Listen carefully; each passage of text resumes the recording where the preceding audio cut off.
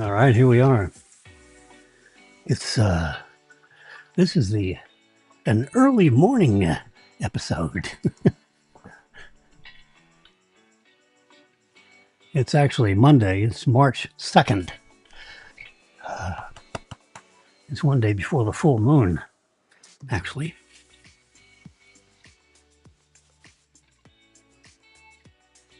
All right, I can hear myself think. We'll leave epidemic at that sound level and see if that suits you. They all modulated my voice a little bit on the last one. Sorry about that.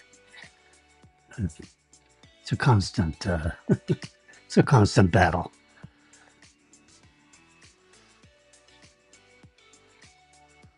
And here's yours truly. I got my coat on. It's 68.4 degrees. It was 67. I turned the air conditioner to like 72 instead of 70. So this room will warm up maybe to 69, but in the meantime, I'm freezing my bones. So I put this is a pullover that I got at FAU. How about that?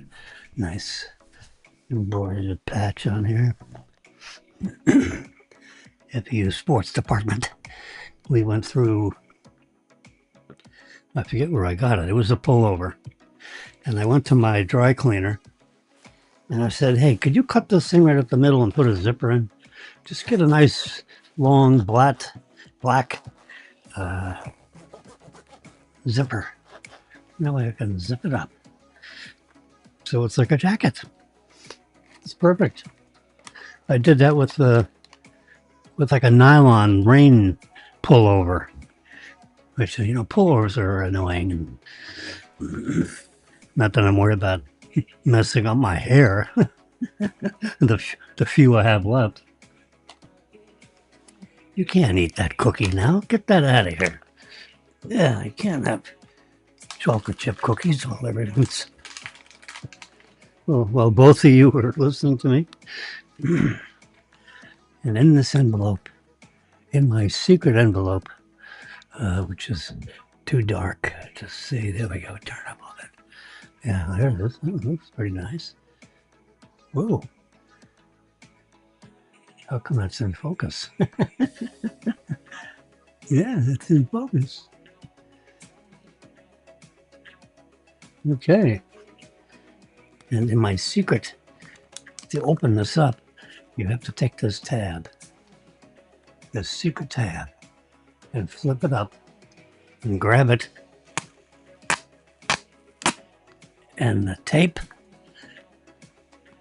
Yeah, and inside I have a whole bunch of paid tickets folded up. Which version is this? My jackpot summary goes down to $346 million that no one won. We'll just put it back in here. Seal this baby up.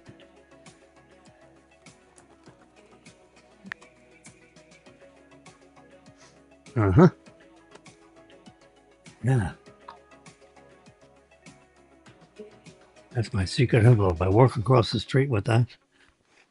And going to Sultan's, my favorite little shop for buying loose tea, if I need it, or Mega Millions tickets. Anyway, let me reintroduce my iPad. Bing. I need to swap cameras. Yep, it's this late night. Oh yeah, I like to be on the right side of the middle. There we go.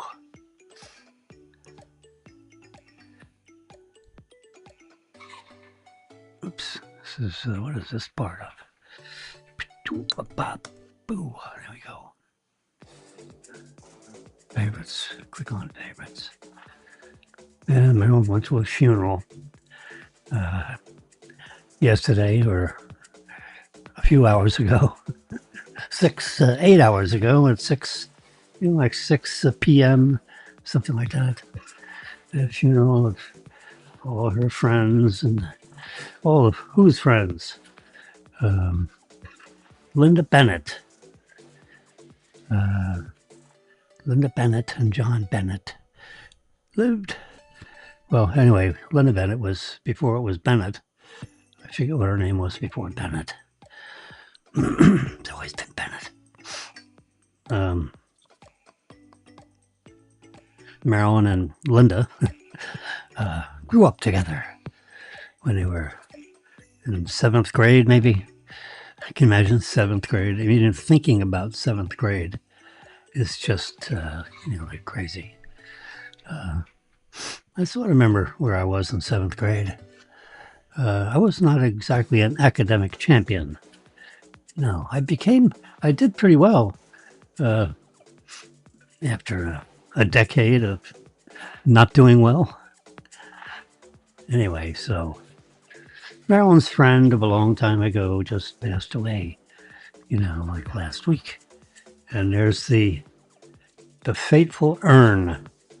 Linda is in the urn now. Her ashes are in the urn. Yeah. So now instead of burying bodies, you can bury the urn in a much smaller spot, or put it in a mausoleum or something. I don't know. It seems to me there needs to be a place. I mean, if there's not a place, what the hell do you do with the urn? When people pass that down and they worry about dropping it, it looks like it's some kind of a beautiful looking, porcelain thing. And if you drop it, it cracks. Hopefully the ashes are sealed inside something that's sealed inside. There's Linda Bennett right there. Yeah, before she was a Bennett. Or maybe she was a Bennett. I don't know. There's Marilyn. Yeah. Yep, that's, I don't know, but yeah, I think that's the Marilyn Wilson. Used to be Marilyn Murray. Then it was Marilyn Reed. And then she changed her name to Marilyn Wilson when we got married. 5 years ago, but who's counting? Okay. We gotta shrink this guy up a little bit. There we go. Yeah, the Supreme Leader had a fateful day. He had a compound, and you can see a little smoke left over. I mean, it filled up this whole rectangle except for the foliage over there. And it was like a B-52 flying overhead, dropped like 20 500-pound bombs on that, and completely, because there are tunnels underneath, it completely disintegrated the entire building and made it collapse into whatever, tunnels that were underneath to, protect him against a firefight. Meaning machine guns, not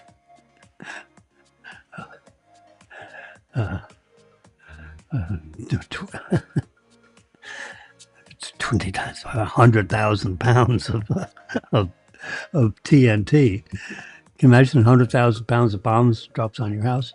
Boom, house is gone.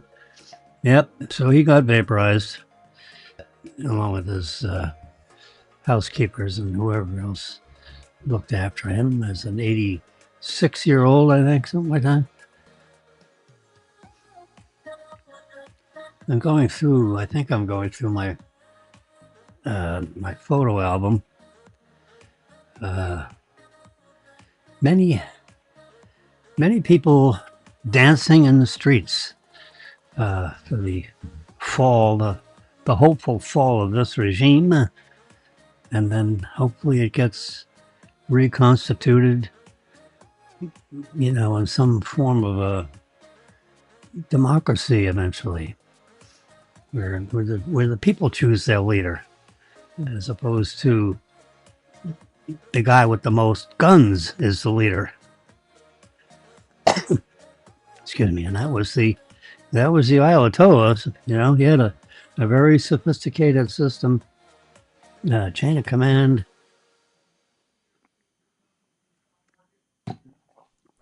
Of bad guys that terrorized 90 million people. Can you imagine? There are 90 million people in Iran, and they've been under a complete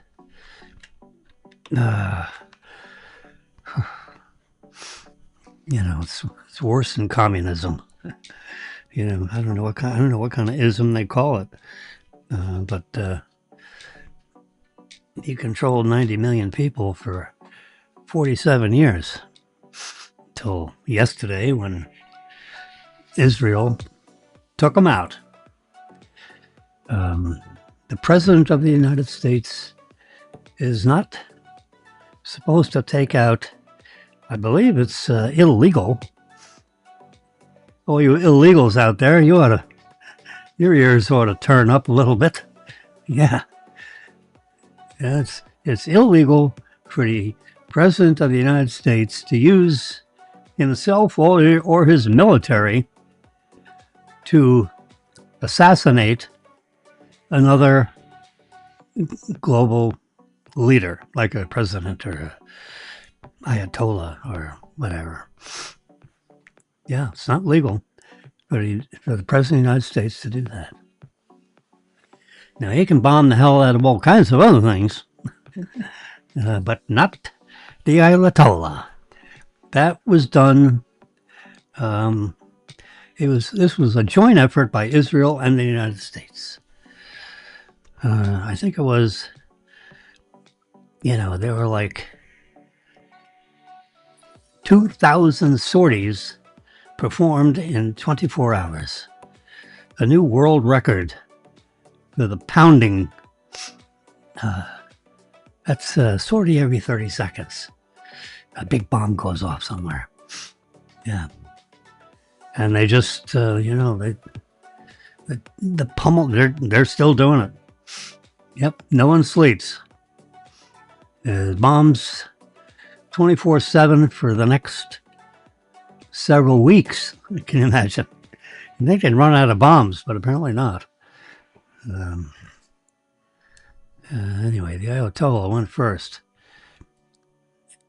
And they waited. It was done in daylight. Forget about it was Ramadan and this and Dam and that, but I don't know anything about, those areas, as you can tell. I'm deeply seated on the 8th floor of a rather secure multifamily. Although if these bombs went off anywhere in this neighborhood, the windows would pop out. The windows almost pop out with the fireworks displays that go on at the Boca Hotel and Club. And anyway, they pounded Iran. Yep. 2,000 bombing raids. 3 Americans died, and 5, I understand, are seriously injured. Which, when the military says you're seriously injured, that, they mean it, It's not like someone stubbed their toe. It's like some number of bullets or shrapnel or, I don't, no one has given any details on how we lost 3 American lives so far. The president has said, it's this war business is serious business, and people will die. These people, these young people sign up for, going in the military. They don't realize that you sign a waiver saying you could be dead. I mean, it's frightening how many. I'll have to dig this story up somehow using advanced AI. How many American enlisted or otherwise people in the military, all the militaries, you roll them all up into one big bundle. And, they're like 3, 4, 5, 10 of them die every year just from, getting run over by a supply truck, or, a bunch of pipes fall off the top of some kind of a transporting vehicle, and you're under all the pipes. And of course you're dead. Fred. You don't just die from someone else's bullets. You can die from getting hit on the head from a pair of pliers from the 5th floor. If you happen to drop a heavy pair of pliers on top of one of our military. There's a lot of accidental death. I mean, not a lot, but we have like 1 million or more, 1,000,001 or a lot, with all the armed services and the Air Force and the Marines and the Navy, and there are a lot of people. Every one of those aircraft carriers, there's like 5, 6, 7,000 people. Can you imagine? 7,000 people on an aircraft carrier. They all have beds, and they all eat 3 meals a day. You got some portion of the 7,000, cook food for the other 6,000. Anyway, we have 3 are dead and 5 are fighting for their lives in some undisclosed military skirmish somewhere. And when the hardcore Iranians, now that they found out that their Ayatollah got wiped out, along with, I understand, 20. I think it's 20, maybe it's 40. They were all having a meeting, and they all got vaporized at the same time, wherever they had that meeting. It seems to me it was 40. Bam! So the entire top end of the Iranian government, if you'll call it that, got annihilated. As they say, vaporized. Yeah.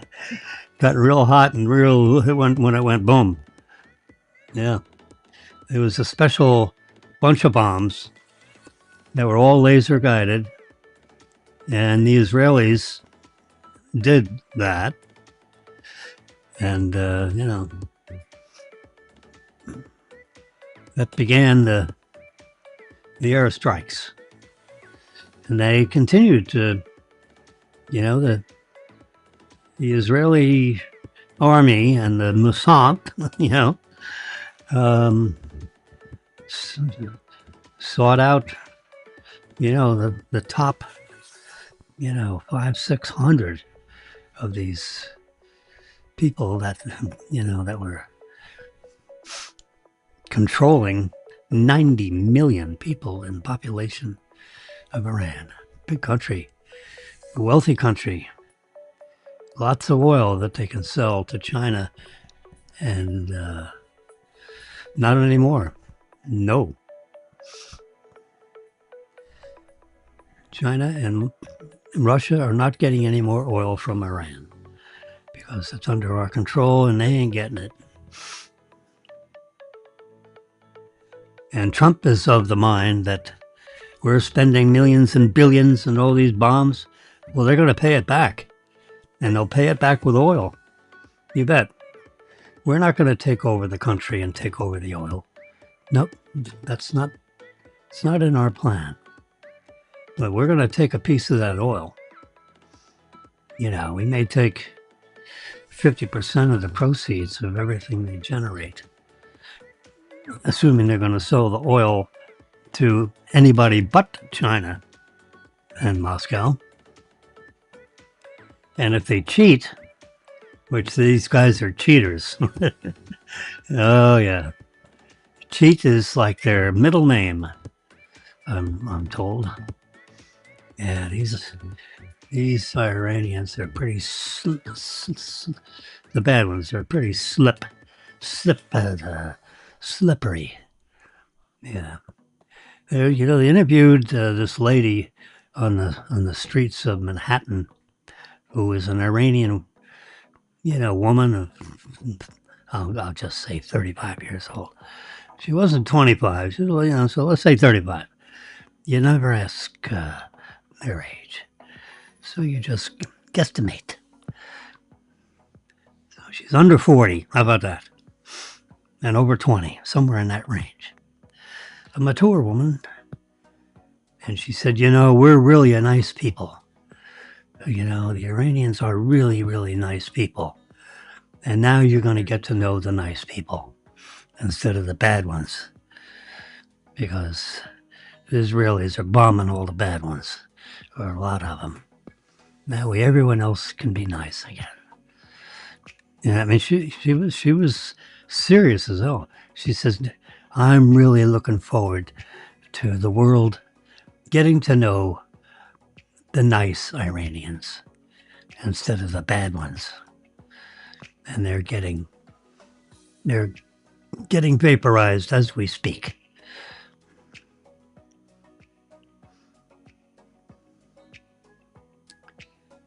So the Israelis are taking out people. Now the United States military is allowed to, you know, bomb things with people in it. Just not allowed to assassinate the president or the leader of a country.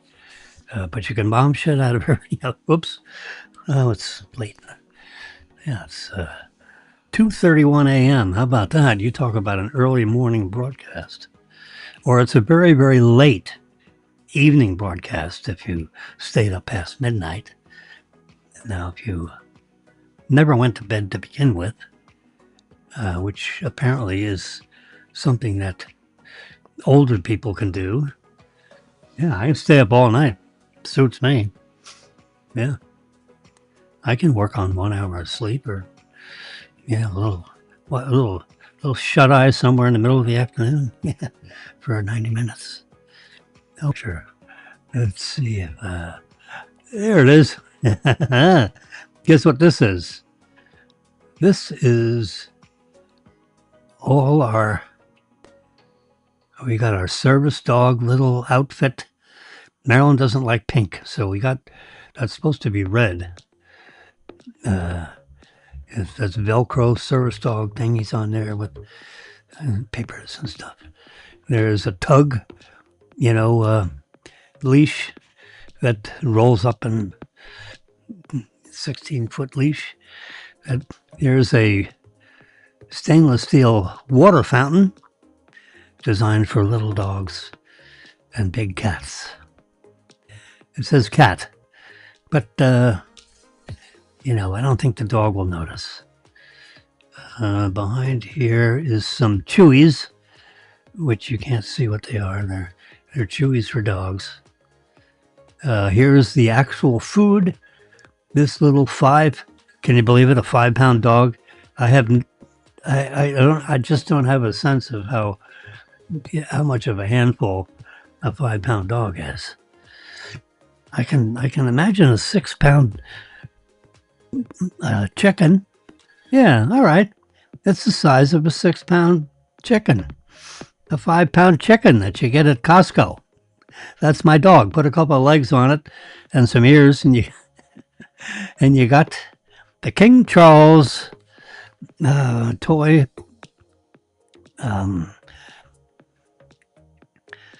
What do you call it? Spaniel.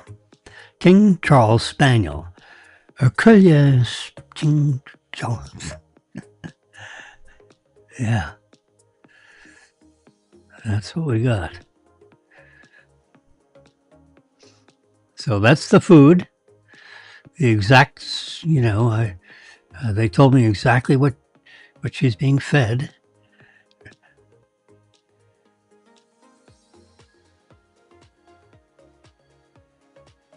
Chicken meal and rice recipe. But that's, I guess if you get hungry enough, it works. Yes, the little dog has teeth, so I can crunch these little things.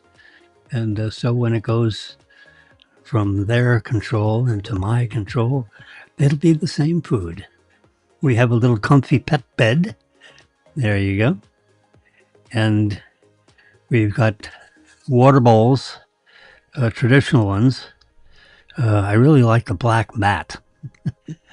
But I think we're going to change up the cat bowls to these stainless steel ones. Just a little change up with a black mat. They'll each have their own black mat. You got the girl cat bowl and the boy cat bowl. It's the way it works around here. They have their own water thingy, and they have their own food bowl. They're very. I didn't realize the cats were so persnickety. If one cat drinks out of one water bowl, the other one goes to the other water bowl. Even though both bowls are available. Oh no, I'm not drinking out of your water. You spit in it. I guess that's what they're saying. And of course we have this omega 3, 6, and 9 supports healthy appetites. So malt flavor, it's a nutritional gel, high calorie. It's a sweet treat. And you squeeze it out of the tube, and you rub it on there. You let them lick it off your finger. You put it right in their face, and give them a couple of squeezes of that. According to the pedigree dog people that raise these things, they say the stress of the trip. It's coming down from Kansas City, Missouri, all the way to Boca Raton, Florida. So that's a long journey. So it's going to take, apparently, to coordinate all this and do it, it's going to take 2 days of stress. So as soon as you get your little puppy dog, you unscrew the cap, break the special seal. It's a big tube. It's like a big tube of toothpaste, but it's got this malt flavored. No, I will not taste it. Tomlin Nutritional Gel. I found it on Amazon.com. Everything here is Amazon.com certified. Yep, I sent that to Robin Wilson Jones is her name. She's my daughter. She bought me this puppy as a birthday present because my birthday is in March. So I have a little puppy in March. The wheels of progress started on March 1st. And she's given me a whole lot to do. And the first thing you have to do is you got to get all this stuff. So she not only bought the dog, but she gave me a credit on Venmo for dog stuff. She says, "Nah, Daddy Pooh, you don't have to buy that stuff. You get it the way you want, and I'm going to give you a nice big fat allowance." So that's what she did. She gave me an allowance to buy the dog stuff. Thank you, Robin. Yes. Send money. AI. You know, this AI thing is making me crazy. Jamaican me crazy. You know what I'm saying? I've been doing AI, for 50 years. 55 years. I was an IBM programmer. I learned COBOL 60 years ago. COBOL, Common Business Oriented Language. That's what it stands for. COBOL, Common Business Oriented Language. COBOL. I understand there's a whole series of IRS computers, big IBM mainframe computers, and what are they running? COBOL programs. Oh, yeah. That's keeping up with the Joneses. Your laptop has more power than those my Apple Watch has more power than those huge mainframe computers. Yeah, programming. How would I find it? Let's do library.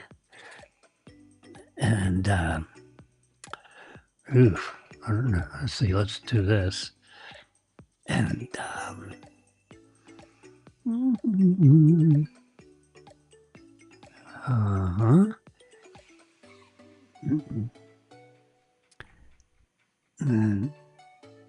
no, it's not in that one.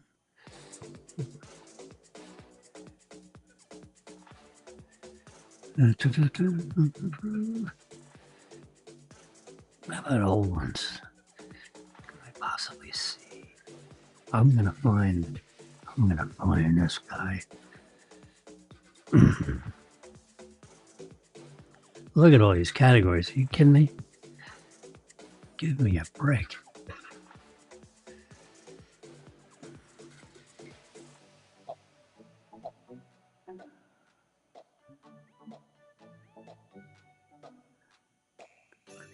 Let's collapse that. My God.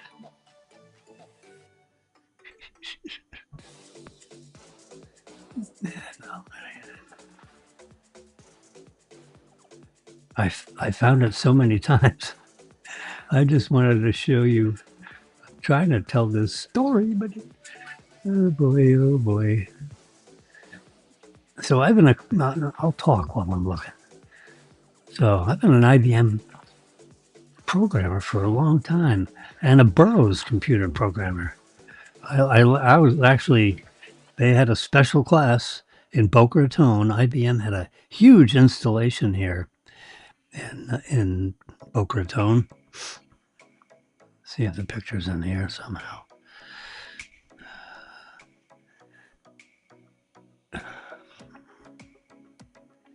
Nope. I didn't think so. Resize. Nope. It's like an oldie but goldie kind of a thing. But I don't know. I don't see I don't. How about collections? What kind of collections we got? Oh, yeah, I'm going to find it. Here it is. There it is. Yes, I knew I'd find it. There it is.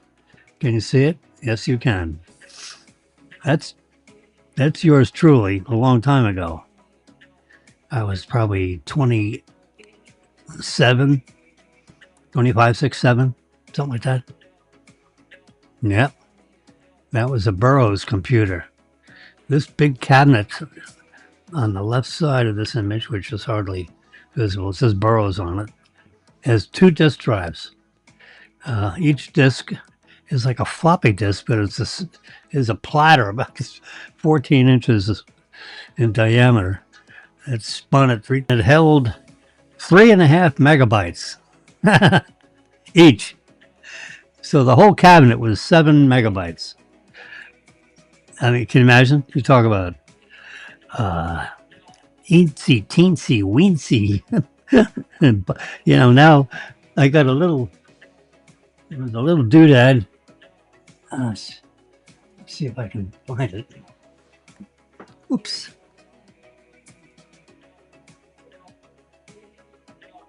Uh-oh. Oh, here it is. Yeah. This little fleck. I have to turn up the lights. Light section camera. Oh my God. This little they're the gold contacts. I'm gonna try and hold it, not drop it. This little doodad, it's like your fingernail, is 256 gigabytes. That disk drive was, 7 megabytes. I mean, we're talking millions and billions. Millions and billions. This is like 1,000 times that in this little tiny thing that slips in here so you can record your programming. I'm going to put it back in here so I don't lose it. It clicks in place. There we go. Oops. If you don't, it's spring loaded, and if you let it go, it can fly across the room. So you have to be very careful when you put that 256 gigabyte. So it holds, it can store these episodes. I keep forgetting to press the record button. Look at that. It stopped recording. Yeah, let's turn it on. What the hell? I'll try to find the file.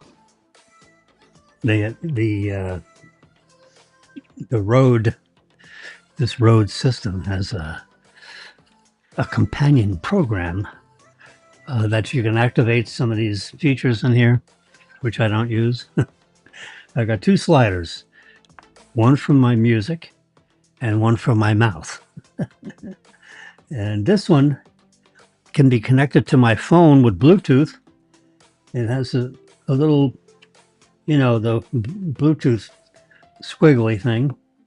And then this is another channel that you can connect somehow. Let me push that and see what the configure smart pads. So there's some kind of, like a 6-channel pad that you can push, and then I have this one here. Yeah, shut the door, will you? Yeah. I can get rid of the fans, the screaming fans out there in the hallway. Yeah. They're trying to get in there and take my picture. No. Not going to let them. All I get is crickets. Oops. Oh, God. That's... The needle goes across the record. Ow! Yeah, oh, yeah. Uh-oh. We gotta get out of here. There's a torpedo fire. Yeah. Okay, so now we have a full demonstration of the audio features of the Rodecaster Duo. An audio board to be a podcaster. If you don't, then you're just not an authentic podcaster. And it's a device that sits over here. It's got levers on it. You can barely. No, I guess you can't see the top here. I hate to louse up the angle of the dangle here because it's like perfect. So I'll show you another time. When I have my camera working on my iPhone, I can connect my iPhone to the ham bone and working in through the soundboard, and I can aim it. The only camera I got's up there, and I have my iPad, and the system thinks it's a camera. but it's actually an iPad. And I found me programming. I was working on, I remember I was working on an employee management system.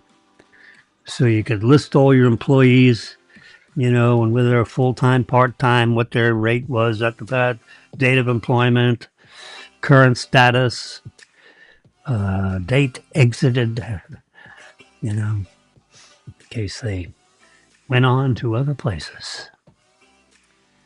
Yeah. You can see me wiggle. I do that just to make sure that I got the right iPad. There it is. Yeah. We can look up the lottery. Let's do that. This is the official Florida lottery web lottery program application. They call it an app, which is a computer program, which is artificial intelligence. But the media learned a new word, you know, about 5 years ago, and everything is AI. And AI is going to kill the planet. Yeah, bubkus. We've had artificial intelligence for the 50 years that I've known about it. Where have you been? Huh? When you do a computer program, that's artificial intelligence, because you're telling a machine what to do if this or that. You know, if this, do that, that's artificial intelligence. You know, if it's rain, you take an umbrella. That's a little computer program that you have in your brain. It is not artificial intelligence. It's just an intelligence. If you're out in the rain, you open up the umbrella. Now, you're not very intelligent. You know, you got an IQ of 27. If you have enough intelligence to get out of the rain, yeah, that doesn't take a lot of intelligence, but it's not artificial, it's real intelligence. But if you want to get over 85, you know, 85 is a new 100. You know, it used to be 100. If you got an IQ score of 100, IQ standing for intelligence quotient. Yeah, it used to be 100 was like average. But 85 is the new 100, I understand. So if you score 85 on an IQ test, you're good. Yeah, we'll hire you. You're smart. Well, when I was a kid, if you got 85, you sat in the back corner of the room and kept your mouth shut unless you were called on, because you were too stupid to talk. Yeah. Oh, gosh. Yeah. In my postgraduate days, is that right? Am I saying that right? Yeah. In my postgraduate days, when I was teaching high school math, I met an English teacher. His name was Henry Blattner. Blattner, something like that. Or, you know, the phonetic spelling, the phonetic pronunciation. It was Blattner. Bill Blattner. Yeah. Yeah, William Blattner. I think that's the name. Not Henry. No, that was Henry Blanton. No, this is William Blattner. Henry Blanton owned a big boat. He was a customer of mine in the bank. No. This is William Blattner, English professor extraordinaire. Oh yeah, he would stand up there and look at the sun with his arms. You know, he thought he was Julius Caesar or something. Yeah, he was a piece of work. But he wrote, listen to this. Now, he's an English teacher. You know, he taught, I wonder what I'd like to sit in the back of his class to see how he dealt with students that didn't want to pay attention to him. Because I imagine he was an extremely entertaining English teacher. But I befriended, we were friends. You're teachers, you're adults, you're, in your 20s, 30s, 40s, 50s, 60s, You had old teachers and middle-aged teachers and young teachers. I was a young one at 22 years old, 23 years old. Yep. Double major, biology, chemistry. Minor in math, but I taught math. Interesting. That's another topic. Anyway, so my friend is Bill Blattner. So we're talking and this and that and that and that. So he says, come on over and have a glass of wine. I have some things I want to discuss with you privately. I figured, oh, crap. What does this 55-year-old lecher want with me? Keep your hands in your pockets, mister. So I walked in his front, I met him in his front door. We're driving cars, right? So he drives home. I'm following him. And we drive up in the driveway and walk into his place. He goes into the fridge and pours a couple of glasses of Sauvignon Blanc, Napa Valley. Marvelous. It's wonderful to sip nicely chilled white wine. Bottle was already open. Yeah, and had a nice, the glass starts to, a little condensation forming on the outside of the glass. Because the refrigerator was set down to 33 degrees. And he talked to me. He says, you're a bright young lad, Mr. Blattner. Call me Bill. Okay, Bill. How the hell are you, Bill? He says, you're a bright young lad. He said, I looked you up. I said, really? What do you mean you looked me up?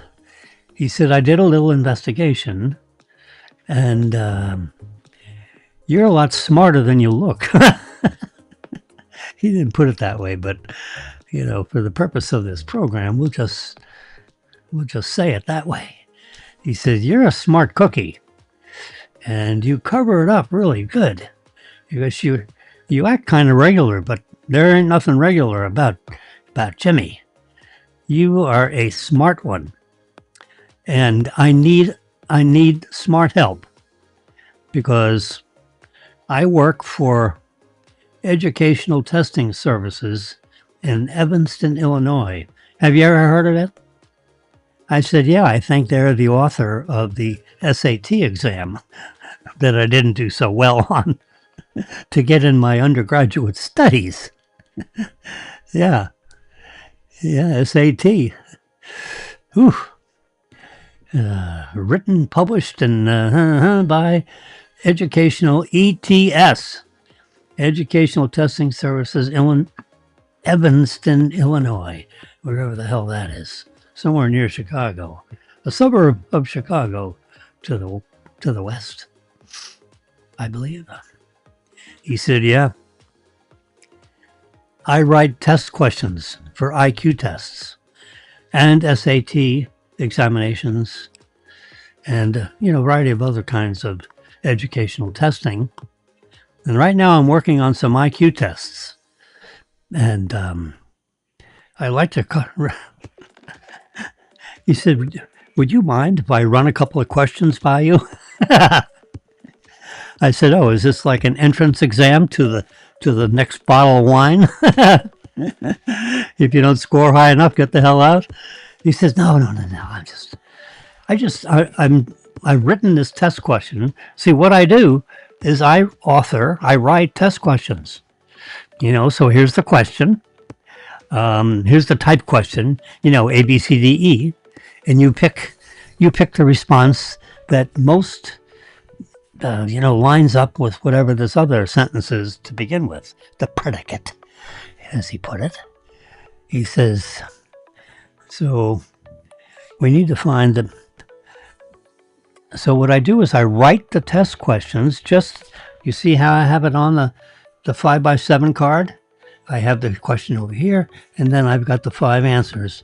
It's just like you would see in an IQ test. So I just wanted you to familiarize yourself with that kind of a layout, and here's the questions, and here are the answers, and in this particular set, answer B is the right answer. This is not a quiz for you at the moment. But what I'd like to do, I'd like to make a deal with you. I said, okay, what's that? He said, I'd like you to work for me for 90 minutes, once or twice a week. Let's just say once a week. You come here on a Wednesday, Tuesday, Wednesday, or Thursday after school. We can't do it in school because there's too many distractions for you. Because I write the test questions, that's not a problem. But I don't want you to be distracted. I want, your undivided attention. I don't want you looking out the door at the pretty girls and all that stuff. I'm just kidding. He said, so we do it right here at the dining room table. And I'm going to flip, one of these 5x7 cards at you with a test question that I've written and the test answers that I've written. You're not going to know what the correct answer is. You have to determine the best answer. And you've only got 35 seconds of time to do it. And I'm going to sit here with a stopwatch. I said, really? He said, yeah. Because, one thing about an IQ test is they're in several sections and they're timed. You only get 30 minutes for the whole section. So that means you only got 35 seconds per question. Now, some of the questions are easy.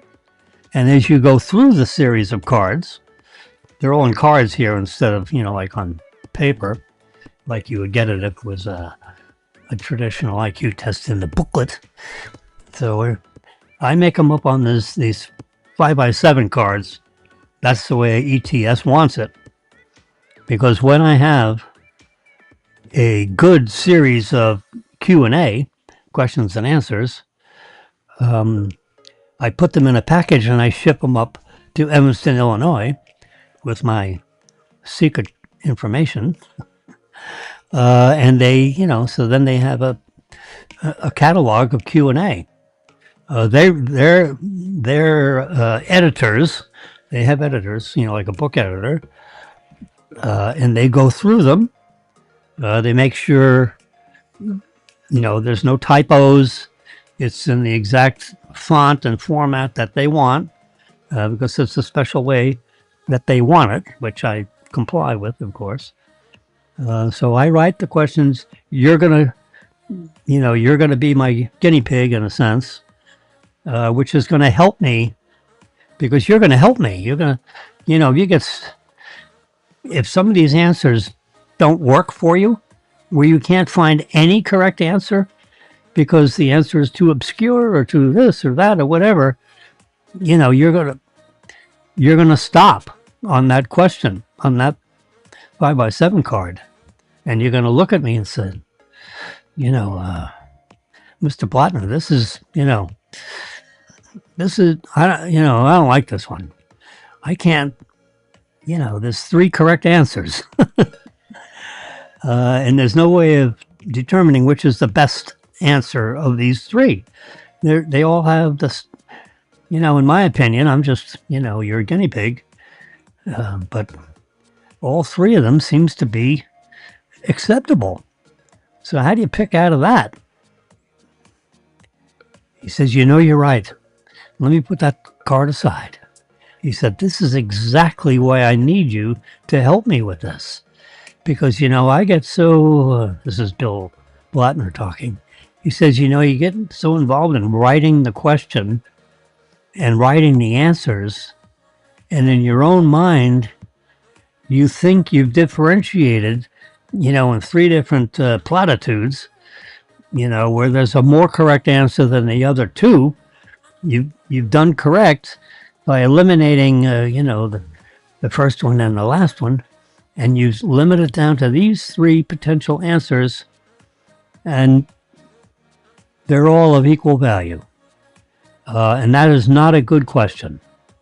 I would not want to send this up to Evanston, Illinois. Thank you very much. You've already earned, you know what you've earned?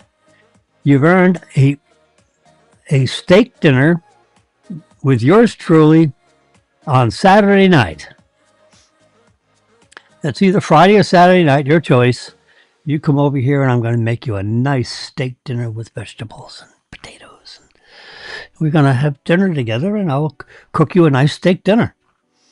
So one day a week, you're going to do this for 90 minutes. And then some other day in the week, either Friday or Saturday, depending on your social calendar, we'll have dinner. It could be Sunday. Who cares? But that'd be my treat. I'll get the finest Angus beef, and I know how to cook. Oh, yeah, boy, I like to sizzle the steak. How do you like them? Medium rare, please. Oh, yeah, mashed potatoes with a nice little pat of butter in the middle. Real mashed potatoes, not potato flakes mixed in water. Peel the potato, mash the potato, boil the potato, all that stuff. And then you get, oh boy, there's nothing like a real mashed potato with a little,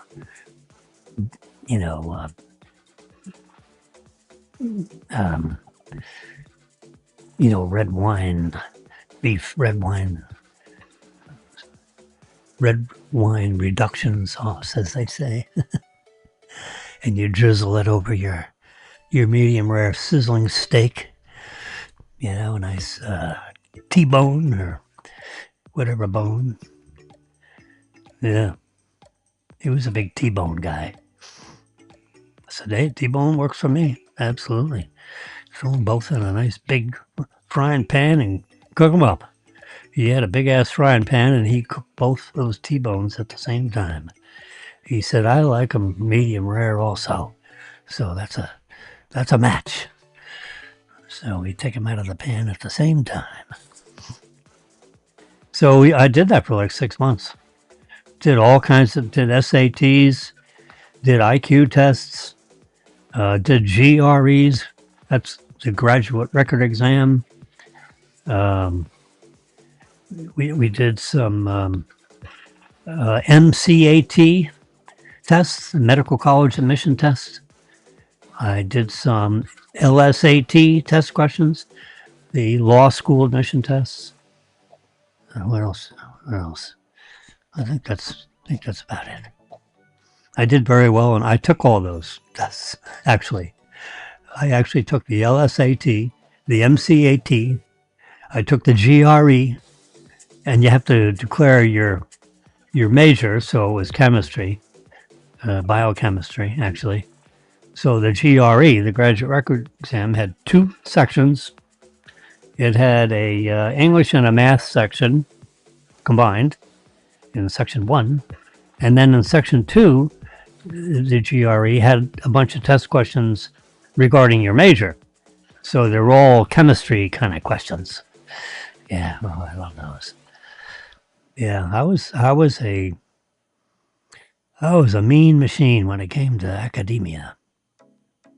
I didn't look the part. I looked kind of, kind of beachy, actually. If you saw that last picture I showed you,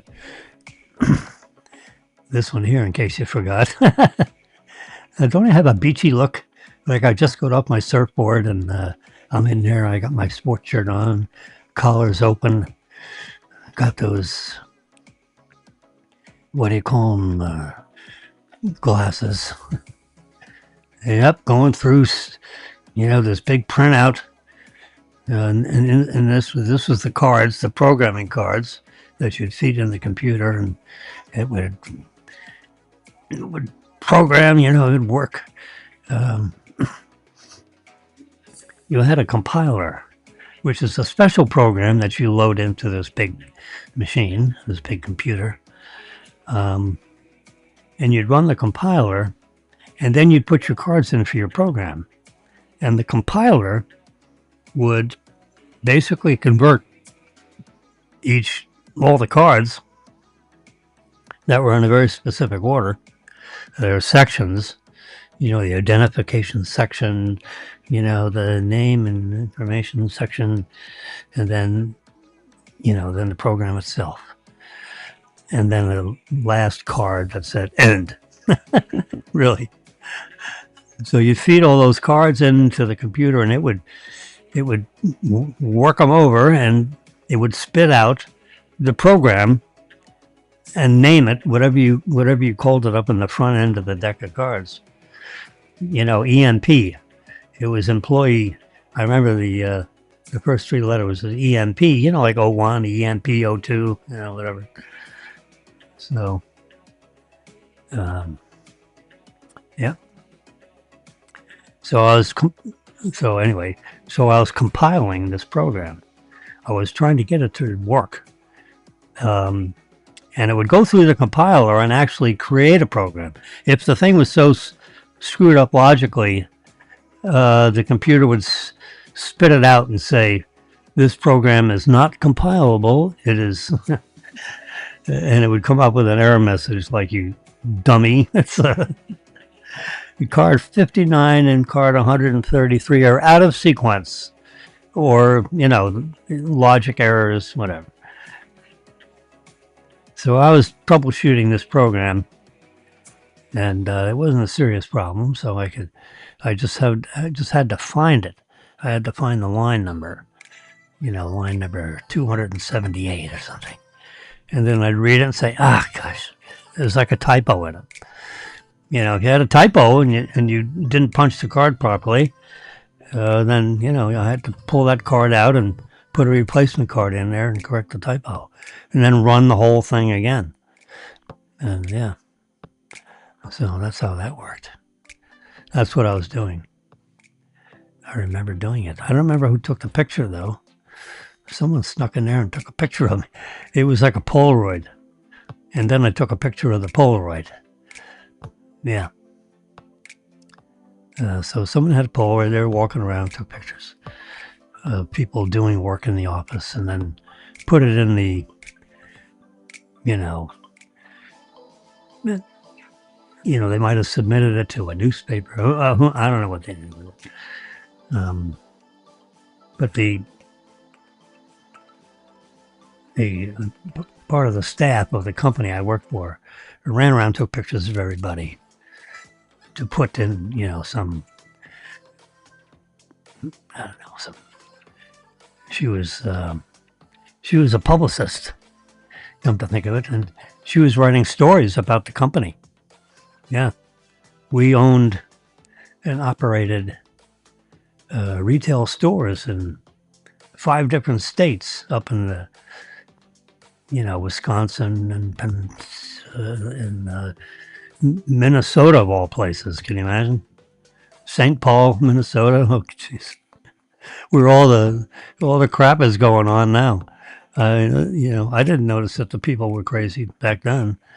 They seem to be a little nutso now. No one was running around with signs 55 years ago. When I was 25, 26 or 27. Oh yes, the scholarly fellow I was. But my company that I'm working for in this picture sent me to IBM.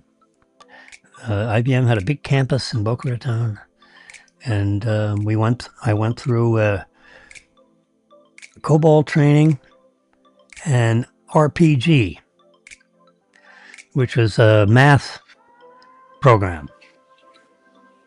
Yeah.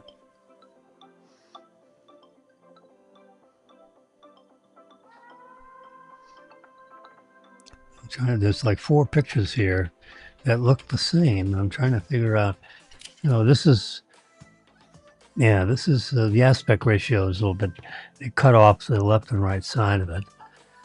Over here, I got where the side pocket of this. This is a punch card thingy right here. Yeah. You load a card automatically loads in here on this side, and you type in this keyboard here. You type all, line by line. It's an 80 character card, and you type it up and you hit, and it would punch the card, and then the card would zoom across over here and end up in this bin over here, and you'd end up with a whole stack of cards over here that started over here. Here they're fresh cards with no punches, and then they get punched and come over on this side. Yep. And I take them out of there and put them in this tray, and that's what I'm working on. You see, I got a whole other big bunch of cards there. Yeah, there's a lot of math stuff going on here, calculating with the employee program. Yeah. And I can't tell. See, I got white shoes on. See that? Jesus. What the hell?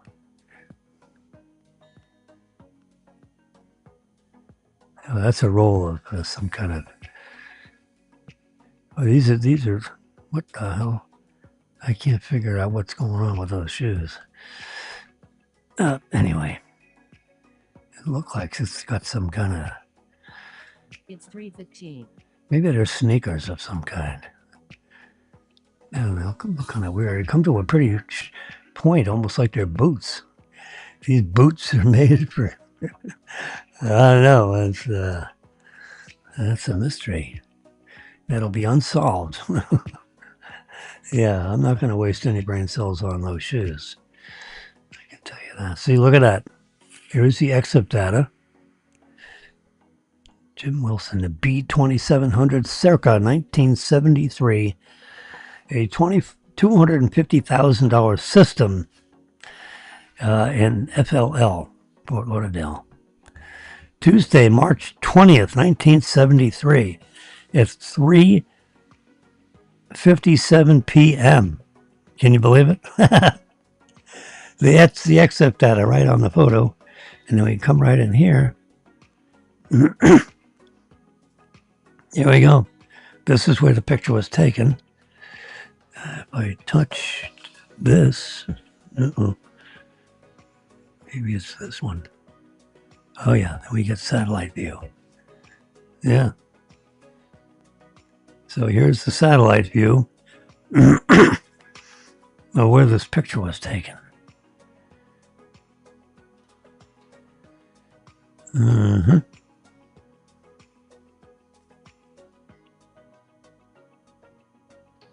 Looks like it's right near the executive airport. Yeah. Well, anyway.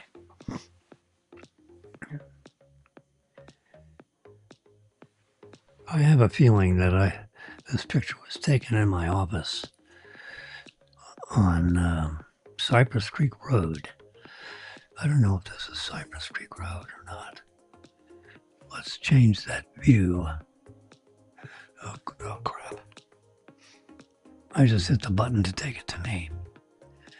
Sorry about that. Let's start over. Yeah.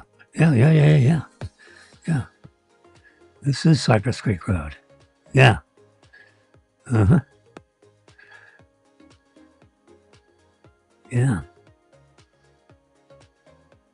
It's a little bit off on let's see here.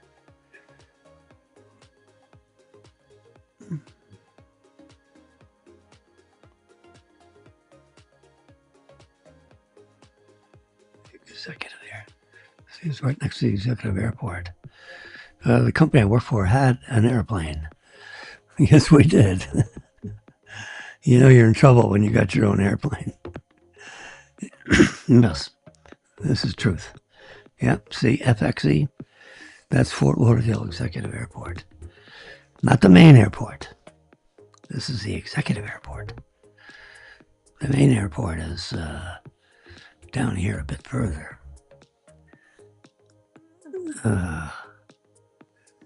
Here it is.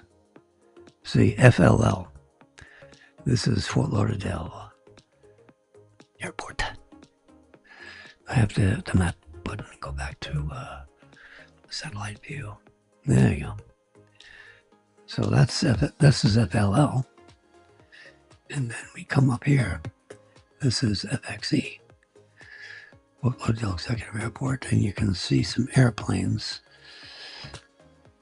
There you go. See those airplanes? We had a twin-engine Sabreliner jet.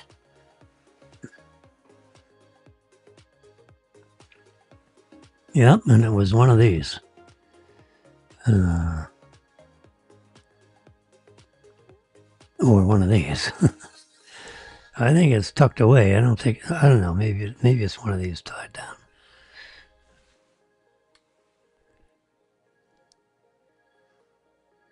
And you come down the row here to these little suckers. Yeah, and a couple of jets. Yeah, now remember this picture was taken a long time ago. Yep. It's in black and white. It's so long ago.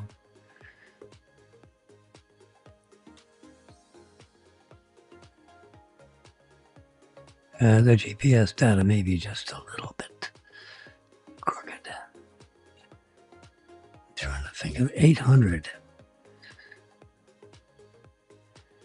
See if we can find 8th Street. Anyway, I don't want to find it now.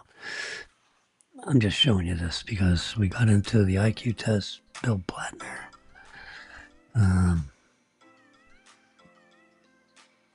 There we go.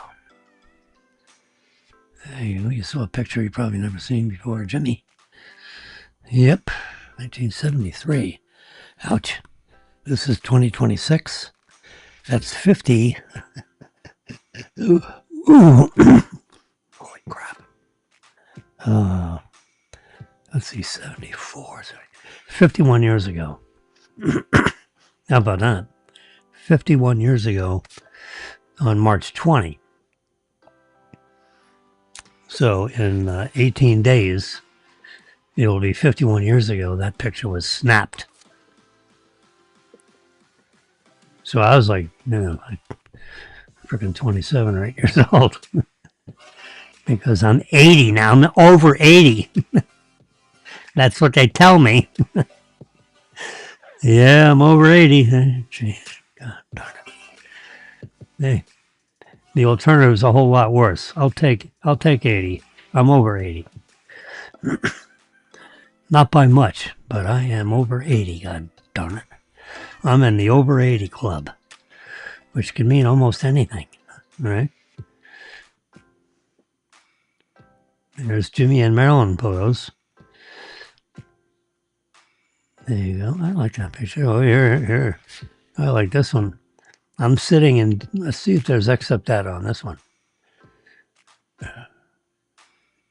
Head location, no.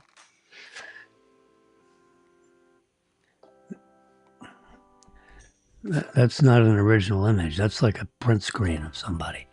I mean, it's me, but this says May 2024. No, this is longer than that ago. This is like 10 years old. 12 years old. Yeah. Well, I was sitting in the city council hearing room for Bill Morris's big project on Atlantic Avenue, which he got screwed out of. Yeah. They put this whole frickin' thing together, got all the approvals, and they squeezed him out of the deal. You goddamn money people, it's disgusting. I helped do some stuff. And I went to the city council meetings and took notes and wrote reports and shit. And he got screwed out of the deal, which meant I got screwed out of the deal because I was one of his partner people. Yeah. And partner in nothing. That's how we got bupkis. Shit. Yeah, that's the nature of that business. You either get it or you don't. And, if you get the deal, then you got yourself a deal. But if you don't, you don't. That's the way it goes in the real estate world. So, the reason for this picture, the full worm moon is coming. And when is it coming? It is coming. Oh, come on. I have another picture that tells you exactly when. There it is, March 3rd. This is the 2nd. So we have the moon rise at 6:47 p.m. and the moon set at 6:44 a.m. Yeah. So it's going to set in the west. You know, so I would have to get on top of this building and look west because the sun comes up on the east. See? So if you got a full moon, the moon's got to be on the other side, you know, of the picture. So if the sun comes up on the east, that's got to come up on the west. I mean, it's not that complicated, right? Yeah. That's why the moon set and the moon rise, it's like opposite. We had a couple of full moons a while ago, a couple of months ago, where moon rise in the east and the sun sets on the west. But now, 3 or 4 months later, maybe it's 3 months later, the moon is setting in the morning and it's rising in the nighttime. So you want to see a moonrise in the evening, you look east because the sun is setting in the west and it will come up off the ocean floor. The ocean waves, this beautiful big blood full worm moon. And there's actually, this is the moon of an eclipse because there's going to be an eclipse associated with this, which I have a story written about that somewhere in here. There it is. A rare lunar eclipse. And the spring constellations will light up the March sky. March 20 is the vernal equinox, which happens to be my birthday. Yes, sirree, Bob. There's some things I remember. This, you know, if you're just a novice in this business of moons and suns and stuff, you call it the spring equinox. Well, of course it's the spring equinox, you silly boy. But it's more commonly known as see that right there? The vernal equinox. Look it up. It is the astronomical beginning of spring. Yep. That means days start getting longer. Yep. On the vernal equinox, the day and the night have the exact same number of hours and minutes. Not seconds.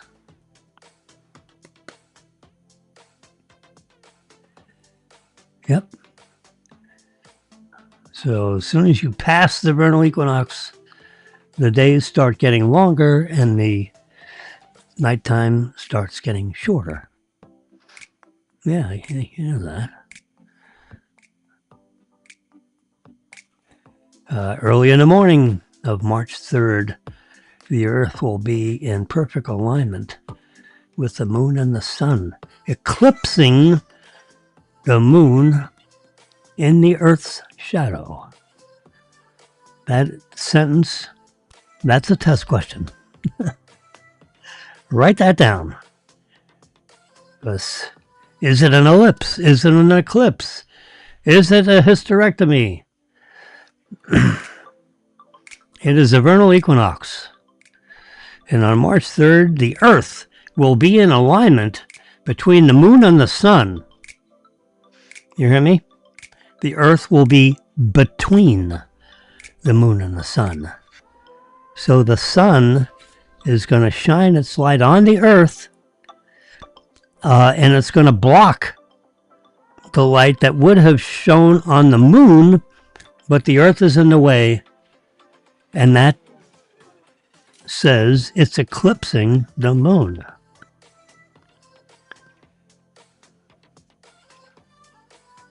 You might call that a lunar eclipse. There's a solar eclipse and a lunar eclipse. This is a lunar eclipse because the moon is the object of this question, because the moon is the thing that turns crazy colors and gets dark and it goes away for a little bit and then comes back. With a solar eclipse, the moon gets in the way of the sun and the earth and casts a shadow on the earth, and it makes the sun look like it's disappeared. So in the middle of the afternoon, all of a sudden the sun's gone. That used to make people crazy, thousands of years ago, because they'd be out doing whatever they're doing outside, picking the crops or whatever, and all of a sudden the sun's gone. It's like 2 in the afternoon and the sun has just disappeared. Holy crap! What's that? And they didn't know. They weren't very educated back in those days. So that's a solar eclipse where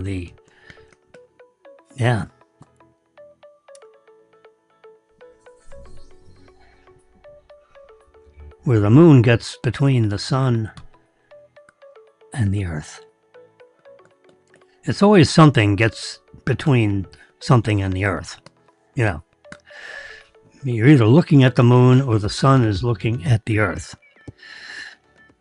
That's the way I used to remember it. So when the moon gets in the way of the sun, it's a solar eclipse. Yep. And the other one is a lunar eclipse. Yeah, the other one. Where the earth shows a shadow on the moon and makes it look like the moon disappears. Who cares? Yeah. Anyway, look at these collections of photos. This is collection by year. 1918, we were taking pictures of let's see. We went to the Indian festival. There should be a lot of Indian pictures here somewhere. Ooh, look at that. There's my kitty cat. That's my boy cat. He's resting peacefully. This is, look at that, June 15th, 2018 at 5 p.m. This guy's taking a nap. Come on, wake up. Oh, it looks like he's sleeping on me. Yeah, he's sleeping on me. I took a picture. So you see my feet? This stupid yellow socks on. Yeah. I'm in this building. I have some kind of skin cream here. I've got some smart water. I got a squirt bottle. Oh yeah, I would always have a squirt bottle because we had 2 cats. And if they got into something they weren't supposed to be into, I'd give them a squirt. I don't know what that is. Oh, I know what it is. It's matzo ball soup. Yeah, homemade matzo ball soup. And that's a piece of a matzo ball. And the chicken broth, you see that? Because that's like in cut up spaghetti. You cut up spaghetti, it makes a very nice soup noodle, by the way, in case you're interested. Ooh, what's this? Oh, that's Bob Beatty. He just had some kind of heart surgery. I don't know what it is. I had a similar thing. I bypassed surgery a few years ago. Okay, I don't know. Oh yeah, this These are two bartenders in town. What is, yeah, I don't know why I have a picture of those two.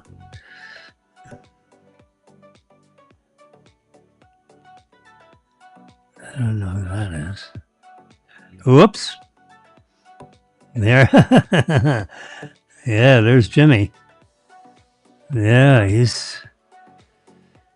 I don't know whether he had surgery. I don't think he had surgery yet. I think he's getting ready. They got oxygen on me.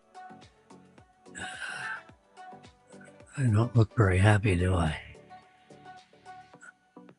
Maybe I did have surgery already. I have a bunch of wires coming out of my shoulder up there. I think so, yeah. Quadruple bypass surgery. Oh yeah, there's all the little pumps. And there's a couple of bags of stuff. Yeah, and those pumps will go in there, and they had a connection right into my arteries right here. Ooh, in the top and your left shoulder, right between where your neck goes in. They get in there and pass through a bunch of hoses. Yeah.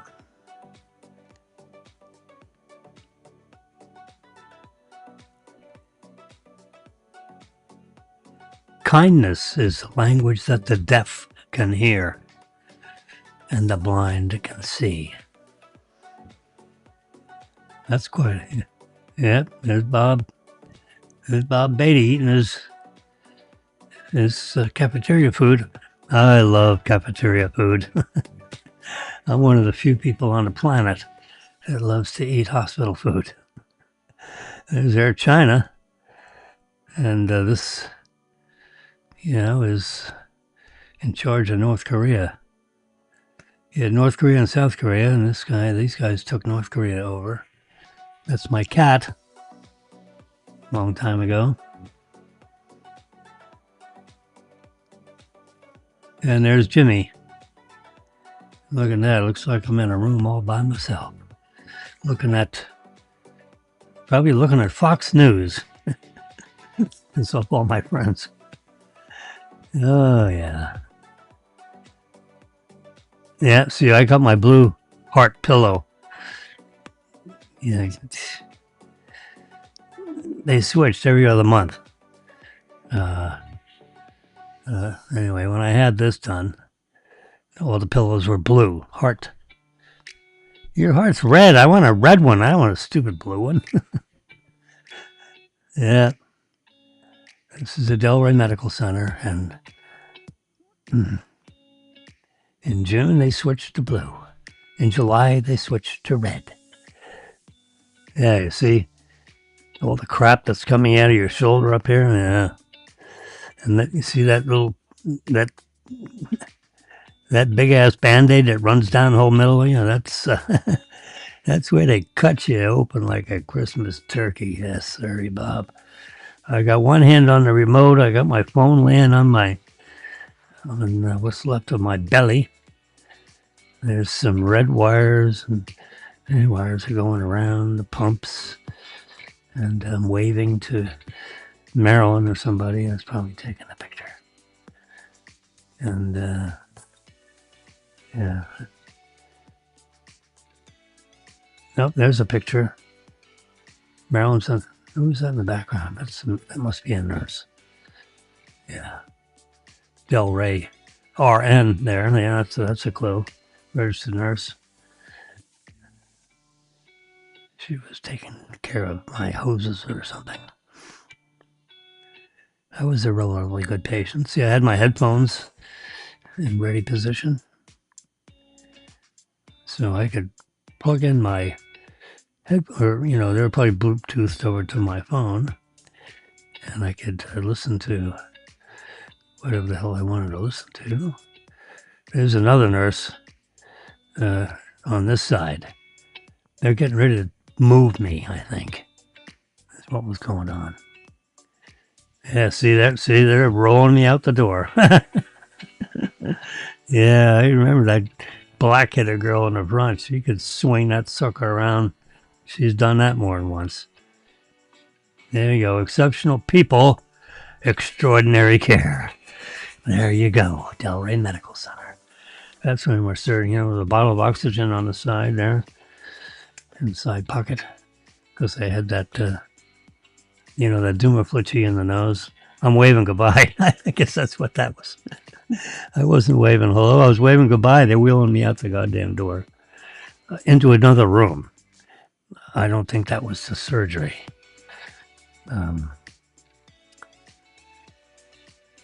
No, how do I look? I look like I'm scared to death. I could be ready. I don't think they're wheeling me down to the... Oh, yeah, they're deciding what are they going to do with Jimmy. Look at Trump. Oh, yeah, he decided. Make that quadruple bypass surgery and cut him open all the way. And then I got the hell out of there, riding on a horse. And they put it through the computers. And what did they determine with all those IBM computers? That says smart on the side. SUMM,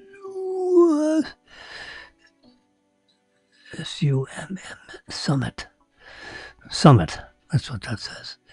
They got all those big ass cables with a bunch of little wires in there. That's a big network installation. Oh, look at that. Oh my God, it's one cabinet after the next, all lined up. There's 50 cabinets in a row. 1, 2, 3, 4, 5, 6, 8. 400 cabinets.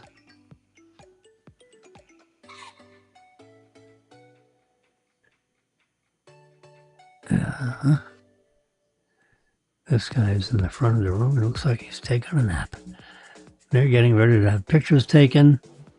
Oh yeah, this is a big international thing. Trump is somewhere. There's the Prime Minister of Germany. She looks in the blue outfit there. She looks like she's ready to bite someone's head off. And the Trumper, I don't know where he is. There's France. And I don't see.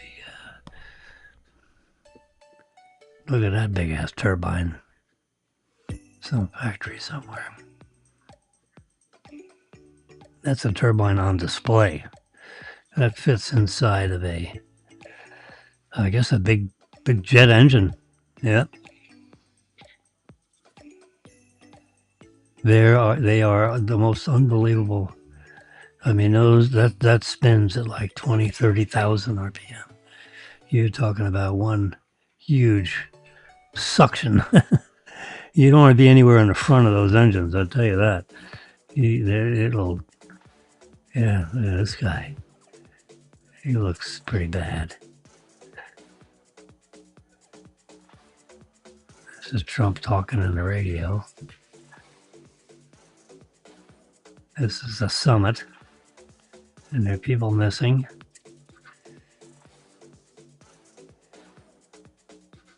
Velocity of the future. There's the texture of the future, the rotation of the future. This looks rather philosophical, don't you think? The alignment, the fragmentation, the height. You got to read all that stuff. Oh my God, I hated these psych classes. It was all so hocus. I was a scientist. I could not understand what the hell these people were talking about. I took the classes. Oh my God, what am I doing here?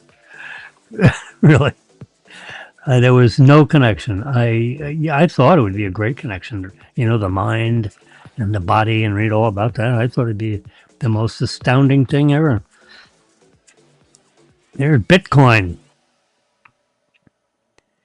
Wow, if you'd have bought some of that 15 years ago, you'd be a billionaire. Seriously.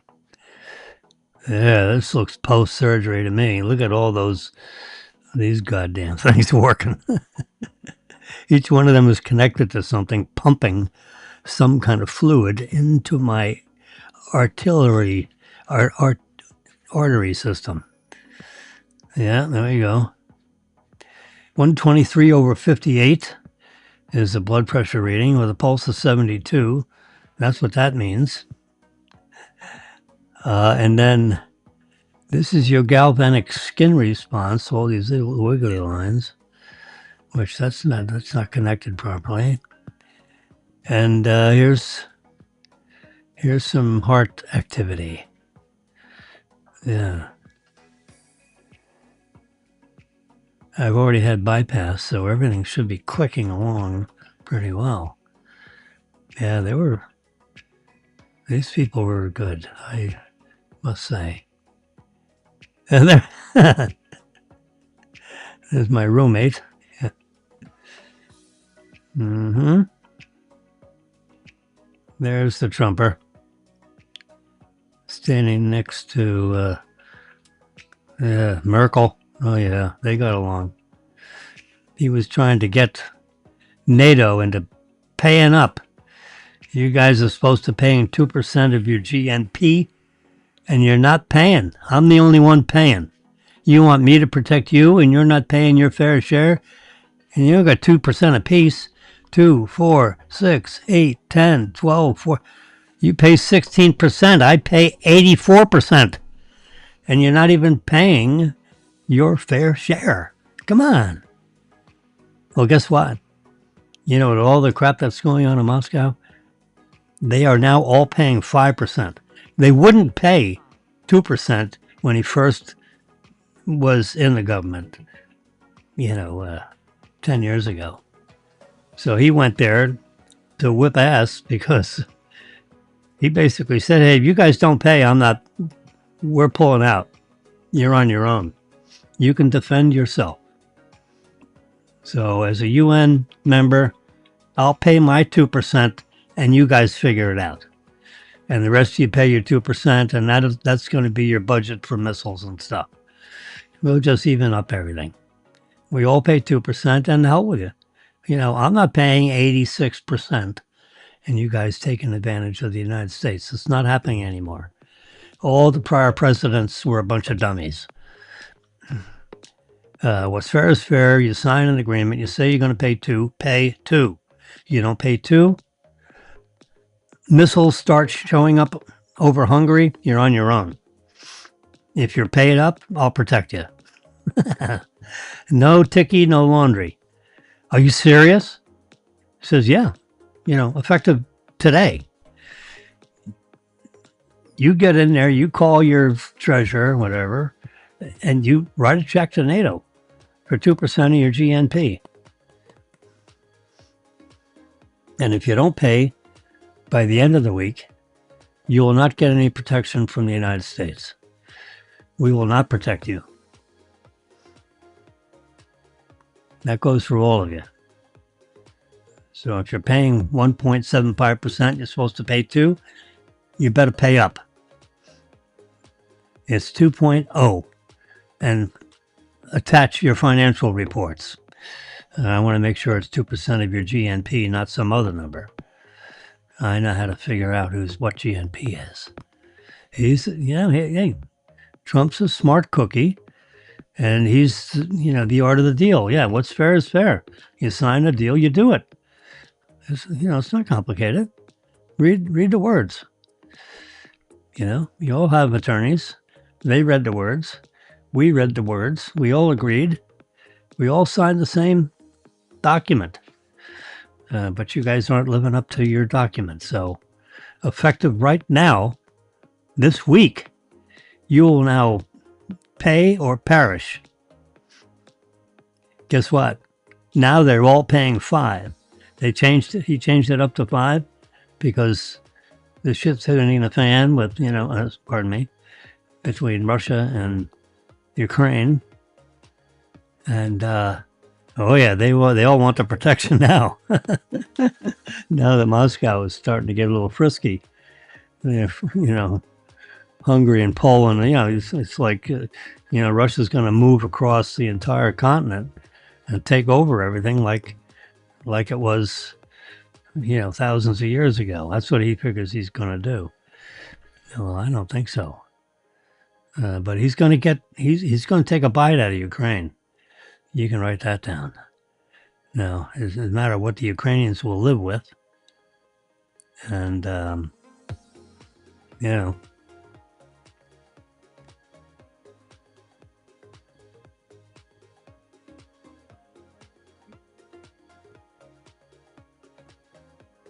You know, these little, um, they're like 10 inches tall, you know, kind of things sitting on a shelf somewhere. I want my Tesla supercharger. Yeah, ooh, look at that. Yeah. Phew.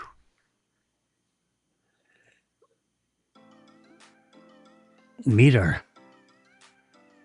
It must be some kind of a nice, this looks like a sharpening device for a blade. And look at it, cut that. Yeah, this cut of meat, sirloin or something. Yeah, I don't know who that is. That's someone somewhere. Advertising person. There's Bob. A few years earlier, I think. Yeah. I don't think we were in the hospital at the same time. I don't actually know. Let's see. Let's pull up the exit data. This is 2018. What's this one? June 2018. Yeah, I think that's when I had my surgery. That's Sunday. What the hell? That's Sunday, 2018.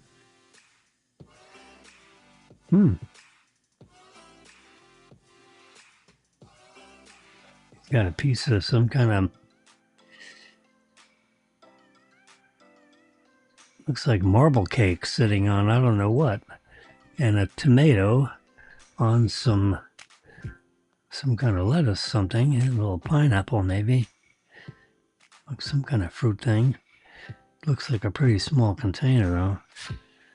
I would ask them, could I have 2 breakfasts today? That's not enough. I need more. You squeeze some whatever. We're so nosy. Yeah, anyway.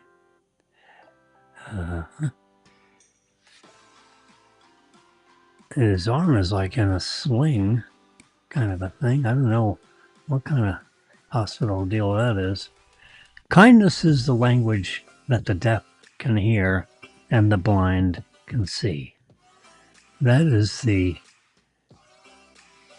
magnificent piece of writing. Let's square this up. This should be in a square format. There we go. Oh, yes. Yes, sir, Bob. We put that right in the middle of a square. And is there any adjusting to do? Whoa. Let's turn up the black a little. Let's turn up the color. Is there any color in here? I think there is a little color in there. Bingo, bango. We're going to put a heart on it. Yeah. Okay. We want to touch these 3 and hit duplicate. Oh, it probably showed up. Yeah, it shouldn't show up here. I'll send it to myself. It's a trick. It's a trick with the trade. Self, J-I-M space L. And look who shows up. There you go. Jim L. Wilson. I don't know where the hell that came from, but that's the way it is in the address book. There you go. Boy, we certainly got a long way off of Mega Millions, didn't we? I've been talking for an hour and 45 minutes. It's 3:52 a.m. If I stay up a little while longer, I don't need to go to forget about going to bed. I might as well just hang up. Meaning just stay up. Yeah. Anyway, Mega Million. No one won. So the new jackpot is 273 million. Now let's go to my photos because I should show you this 273 million is right here. It's a rollover. John Dover, rollover. March 3rd. Yep, that's tomorrow. Because this is early Monday, very early. It's 3:53 a.m. I'm talking to somebody out there in TV land, live and in color on YouTube Live. Yes. The most reliable of the three live networks. Facebook Live has become I don't know what's the matter with that one. And I'm paying for it. And what do you call it? What's the other one? Twitter Live, X. That was working, and then all of a sudden it stopped. And I can't, and I'm paying for premium or premium plus or something or other. So it would take streamed content, and it's not working. And I can't figure out how to get it working. No one else can seem to figure out how to get it working. And, shit. Stuff. Pardon me. So I want my money back out of Twitter and the hell with them. They just won't have my content. Screw them. I'll just tell everybody on Twitter, come over here to YouTube if you want to listen to Jimmy. And if you can't figure out how to do that, then you don't deserve to listen to Jimmy if you can't figure out that. Have someone help you. Come on.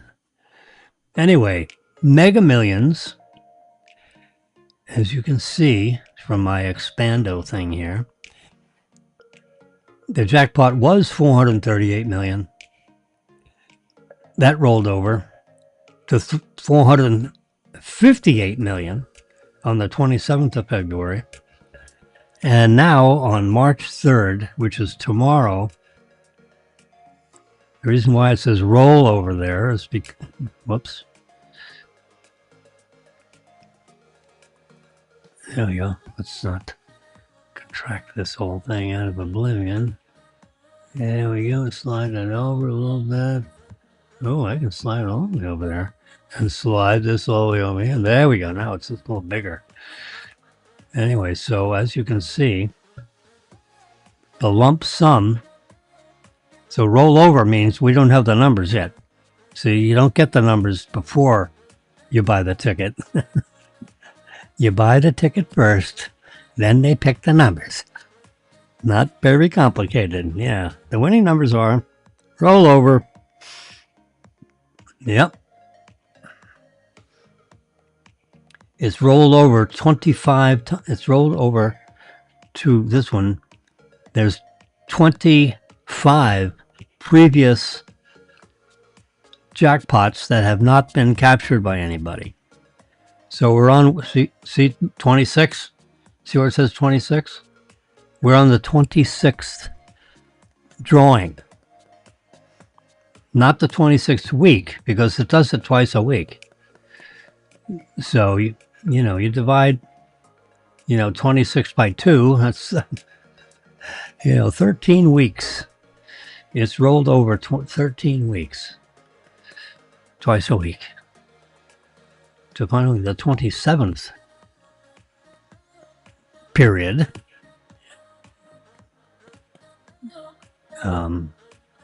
Excuse me. The 26th one, which is Tuesday, which is tomorrow, actually. This is early Monday, pre-dawn. It says pre-dawn right here. See it? In writing. Pre-dawn, 3:57 a.m. You see right here? 3:57 a.m. and 55 seconds.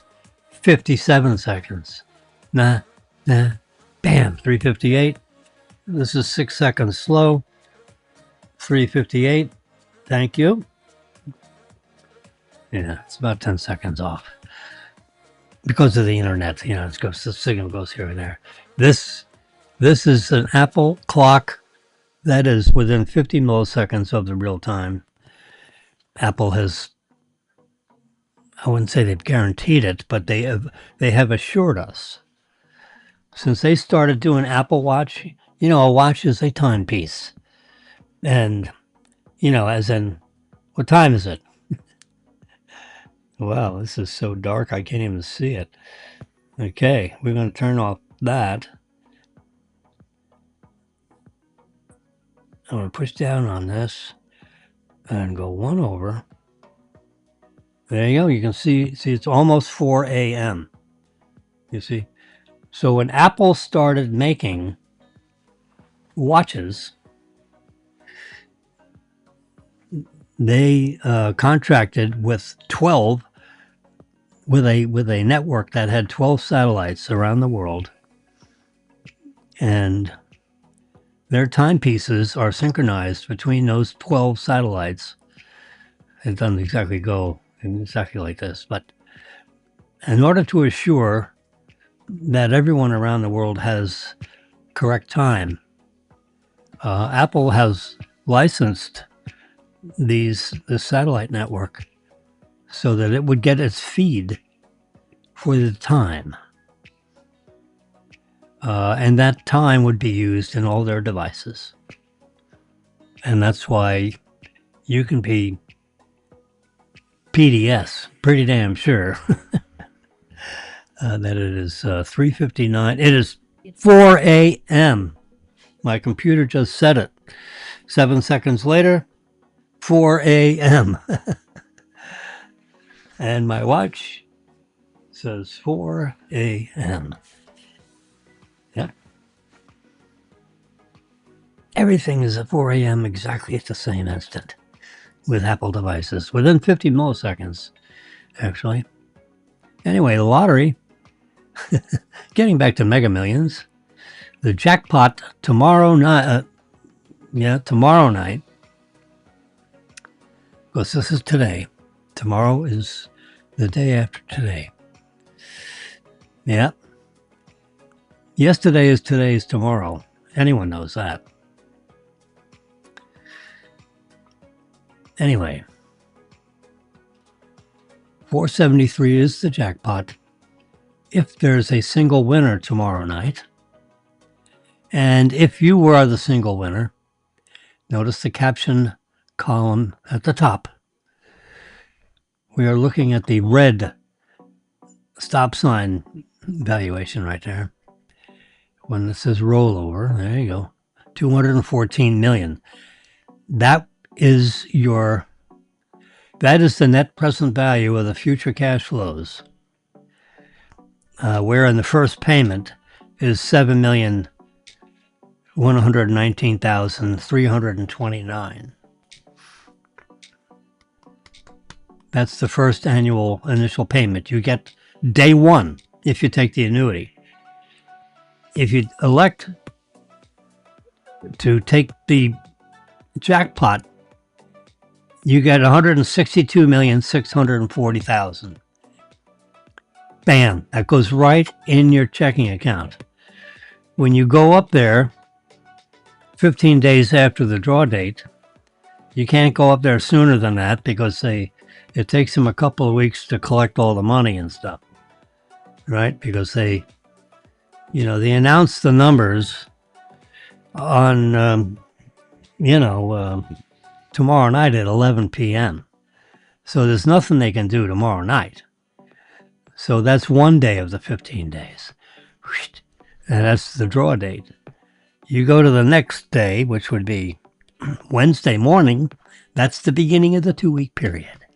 So 2 weeks from Wednesday, you can show up there with your ticket. They validate the ticket, and they will either give you 162,640,000 in your checkbook, or you take the first of 30 payments, the first of which is $7,119,329. Yeah.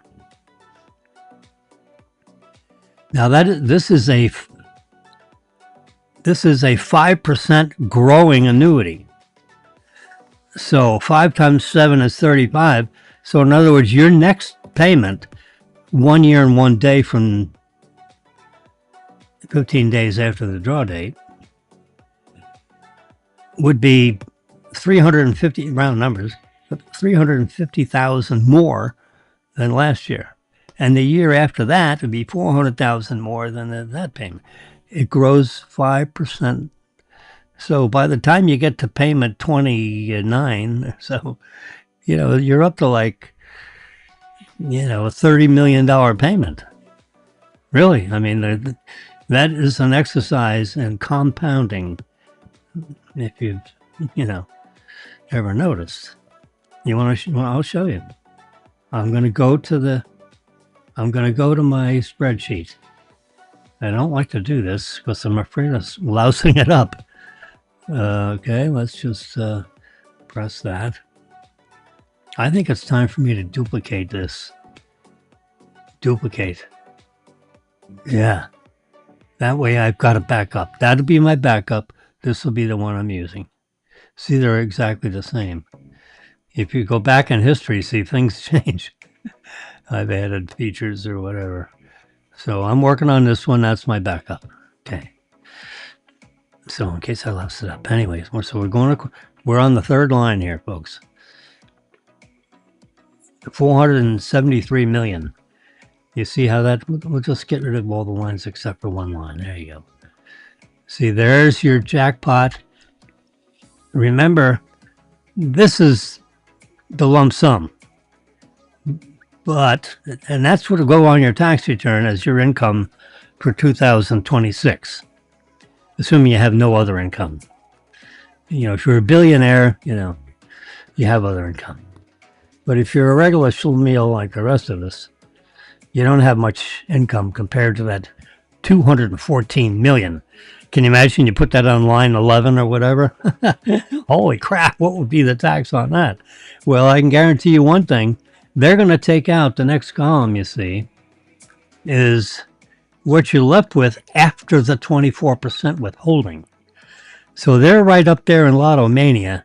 So you never see that. But you'll get this. You will get 162 million put into your checking account at TD Bank. Can you imagine? Bam! That's a credit memo. That's a credit memo I want to see. Holy macaroni. You imagine 162 million? Holy woo! Now, the one thing you got to do is you got to put about 28 million in the side pocket because Uncle Sam expends. Whoops! See, this is what I tell you. You lost it up. Uncle Sam is going to look for another 28 million because they want that other 13%. Because for sure, you're in the 37% tax bracket, right? For sure. Absolutely for sure. So, put 28 million or so, put 30 million in the side pocket. So you can pay your other 13% and any other taxes you may have. But you'll net out at least 134,820 to the nearest 10,000. That's what I've calculated. These are not official anything. There's a footnote on the very top. It's not a footnote. It's on the top. It says the lumps.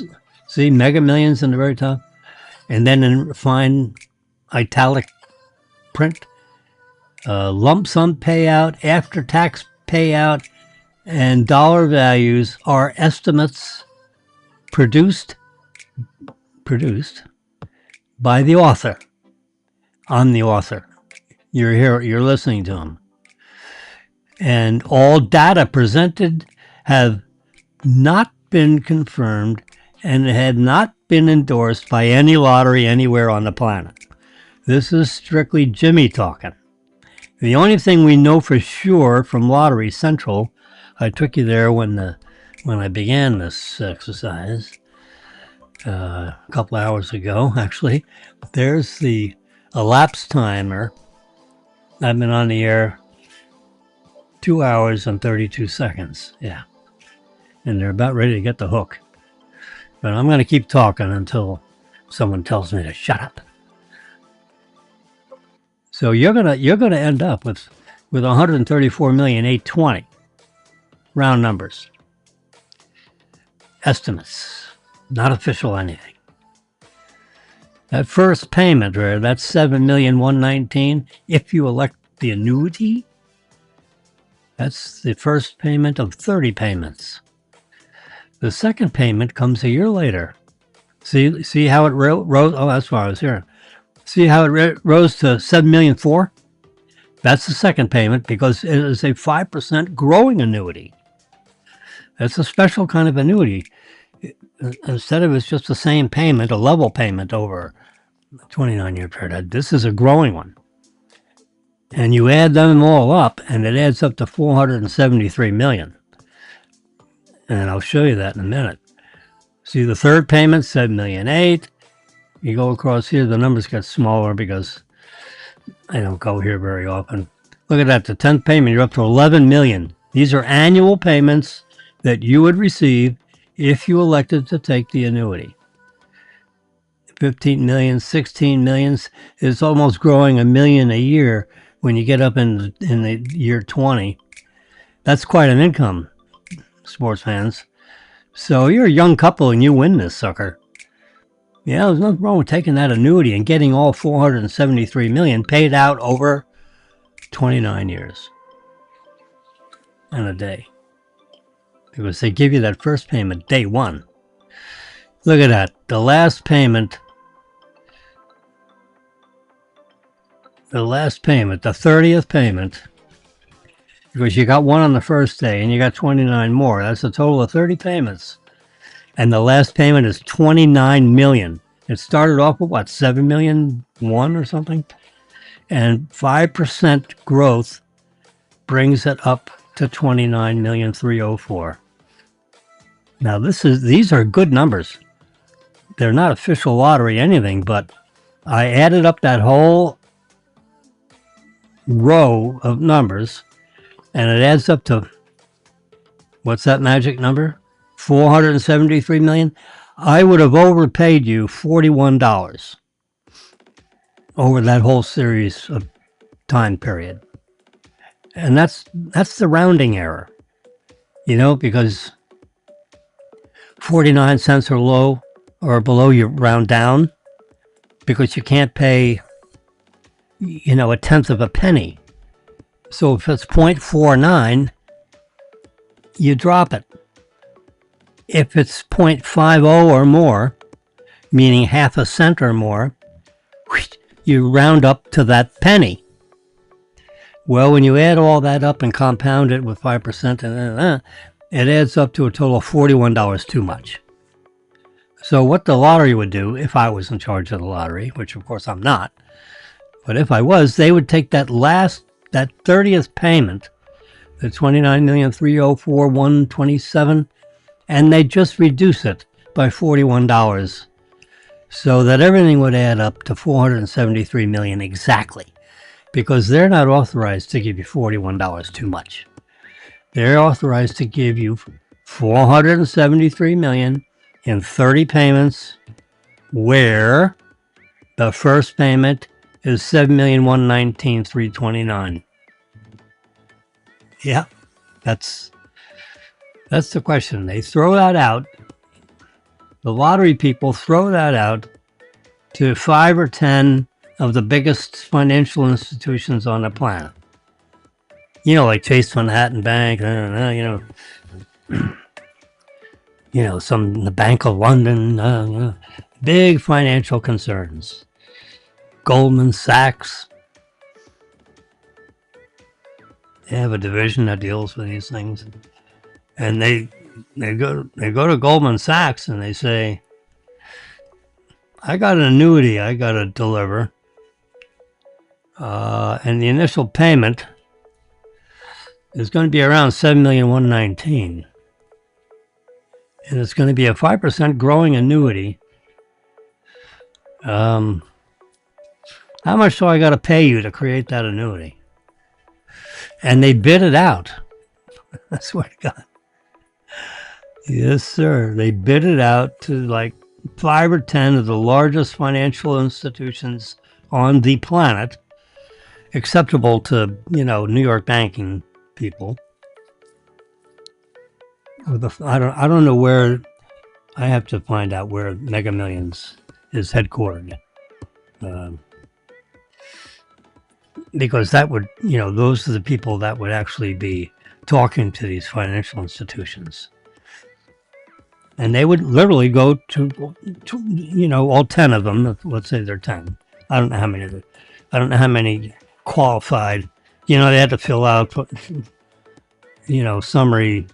The treasurers of the various financial institutions were requested to, a request for proposal, an RFP. That's what they call that, a request for a proposal.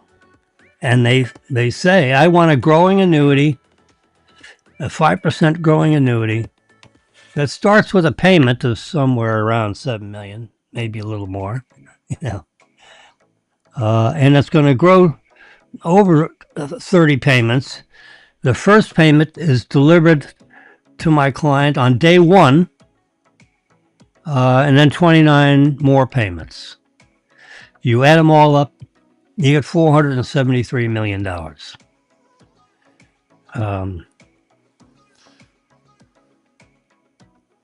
What is the net present value of those future cash flows, and how much money do you need to so that you'll take on this annuity? How much do you need? Now, between you and me, it's around $134,820,000.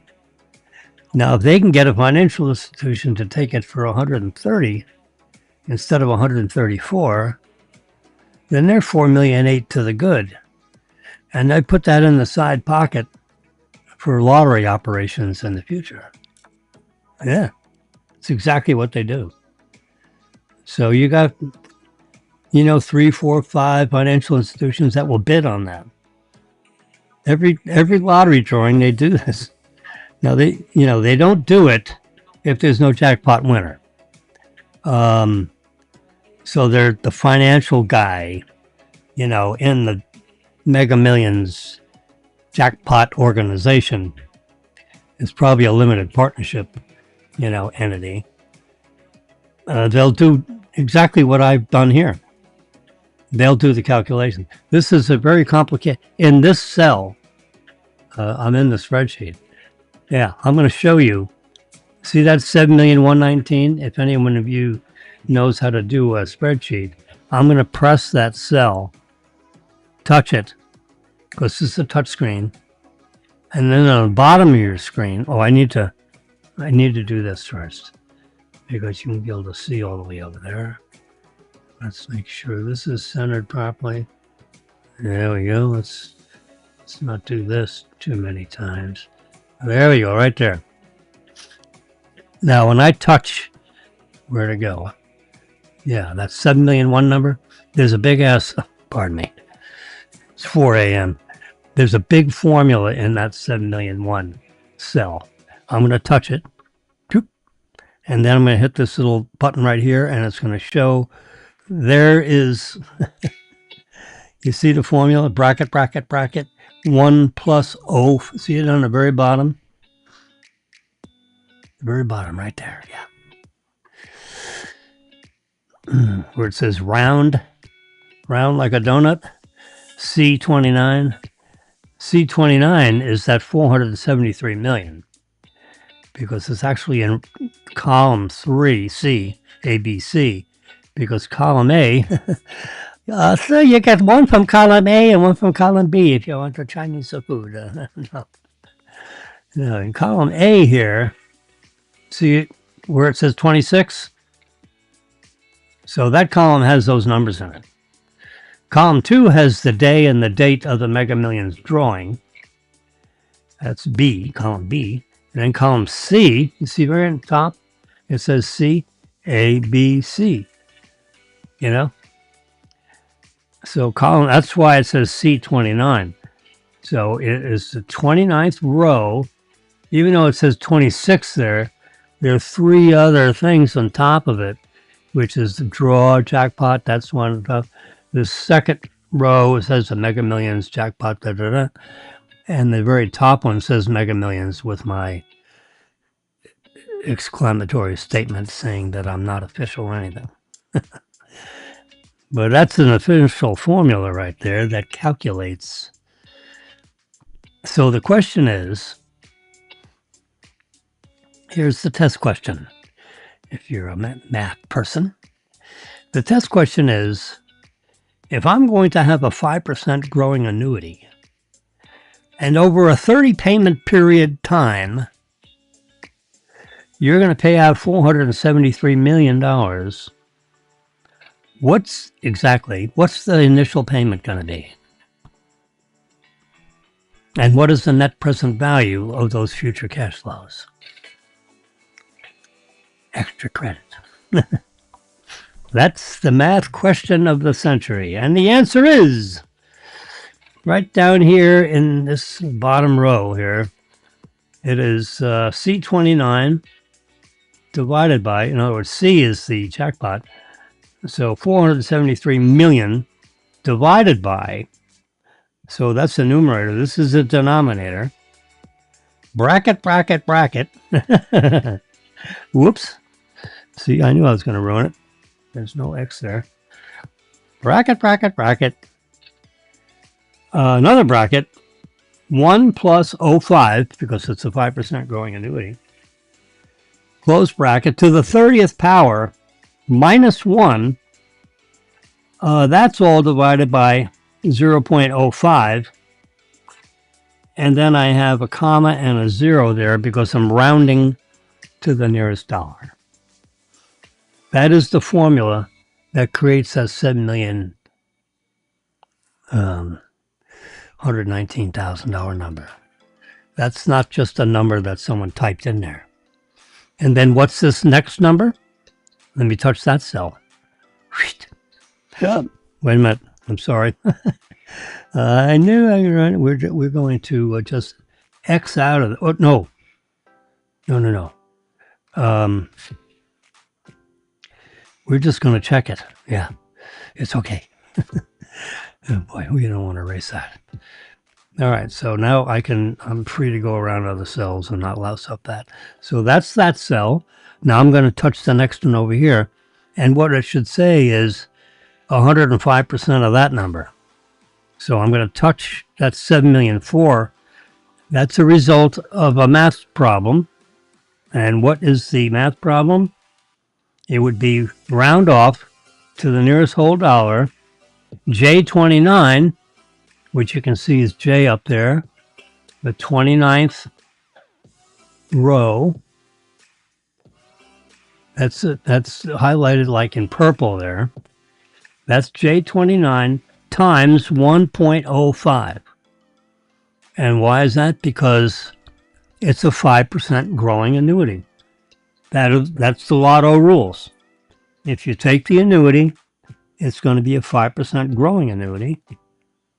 And the first payment on day one, which is actually no sooner than 15 days following the draw date. That's also part of the Mega Millions rules. I read the paperwork. Yeah. I have the paperwork.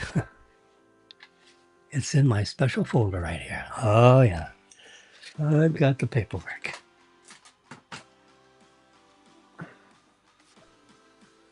When you get your check, you have to sign off on the paperwork. Yeah, see 105% of the cell right next to it. And if I touch this 7,849,000 number, there's a math formula in there. Let's look at that. There you go. What is it? It's 105% of the cell that's highlighted in purple.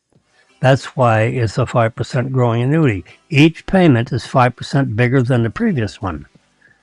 Yeah, and it keeps growing up to like 30 million is the 29th one. I mean, it's unbelievable. That is the magic of compounding. Yeah, and we can go across here. Man, you see, I touch this one, it's 105% of that one. And you can see the formula right there.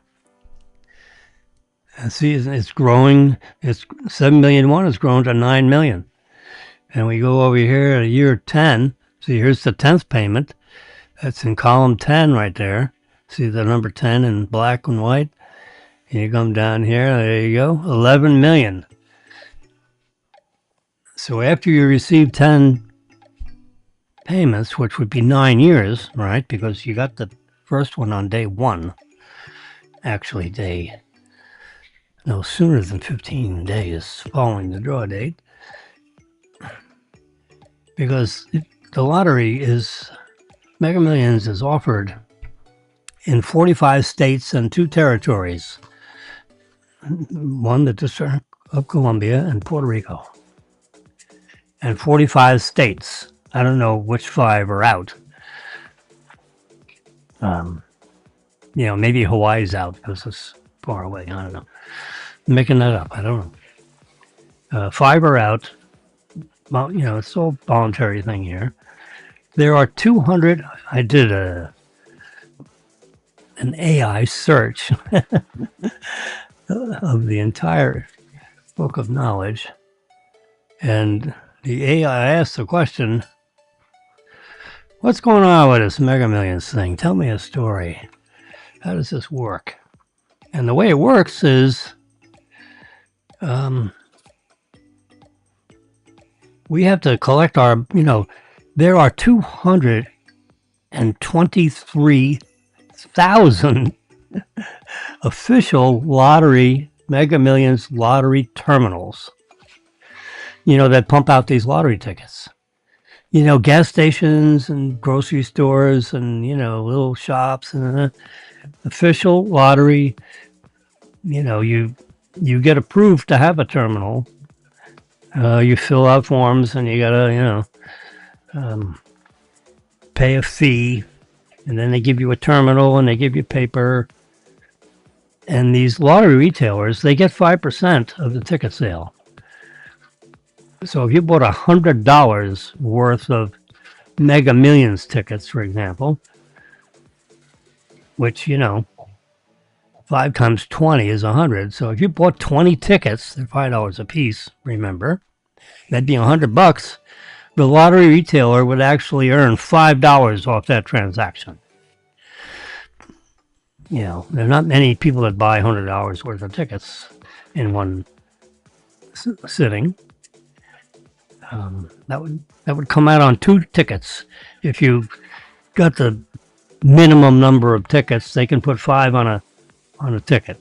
So you get $50 and another $50. You get two tickets with 10 on each. That'd be 50. 5 times 10 is 50. So you get 10 drawings with, if you did the quick pick rather than giving them cards with your numbers particularly. If you like to play the same numbers all the time, yeah. That doesn't matter. It's a 290 million to chance.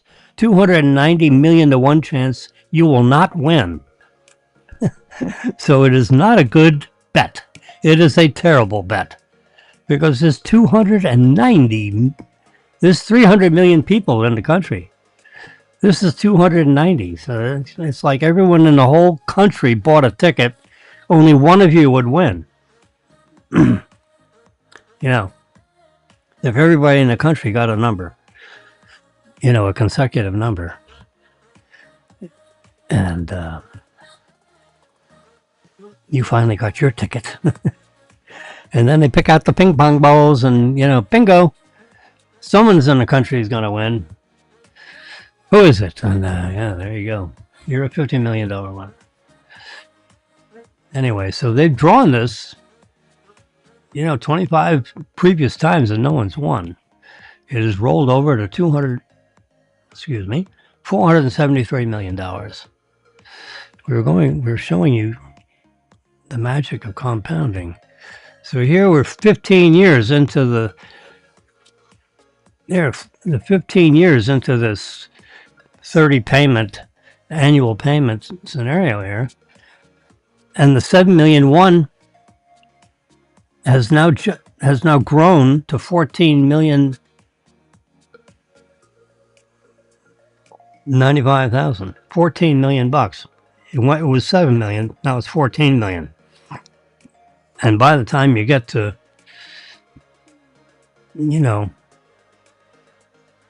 24 payments in, that's 2 years. Let's go to 24. The annual payment is at 21,800,000. Can you imagine? It started off at 7, now it's 21.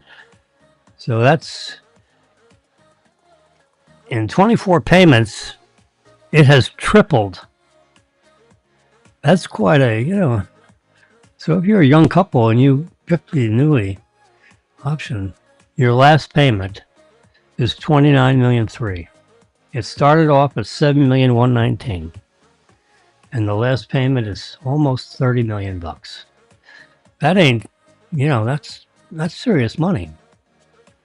Now, of course, you have inflation and all that stuff. But anyway, to put $29 million as your earnings, this is pre-tax, by the way. This is not, there's no tax. There's no withholding, actually. It's 4:30. I actually don't know if there is a withholding. I don't know if they just send you 29 million and then you got to pay Uncle Sam your 37%, 29 million annual earnings. You're probably on the top tax bracket of 37%. So you would end up with, 63%. Right? If Uncle Sam gets 37%, then that means you get 63%. So 29 million times 63%. Let's do it. Let's get rid of this spreadsheet before I screw it up. We're going to go to my trusty calculator. There it is. I'm going to clear it. I'm going to say 29 million. And then I'm just going to round down. 29 million times 0.37, because that would be the tax. Oh, I didn't do it right. You dummy. Let's start over again. 29 million. Oh. Times 0.37. There we go. Equals. No, I didn't do that right either. Gosh. 0.37 equals. There you go. So out of 29 million, you got to pay 10,700,000 as your tax. Yeah. And the obverse of that is the 29 million. Oops, too many zeros. Times 0.63. Because remember, a 37% is the tax, and 63% would be your portion, the after-tax portion, equals 18,270,000. So out of that $29 million payment, you can keep 18,270,000, and you got to pay the rest to Uncle Sam, the 10,700,000 number. Yep. TurboTax will do that for you, but I'm just saying. So when you get that $29 million check, assuming they may send you 29 million less the 24% withholding. Maybe the IRS has an arrangement with the annuity people, which could be, Manufacturers Hanover Trust Company of New York, if there is such a bank.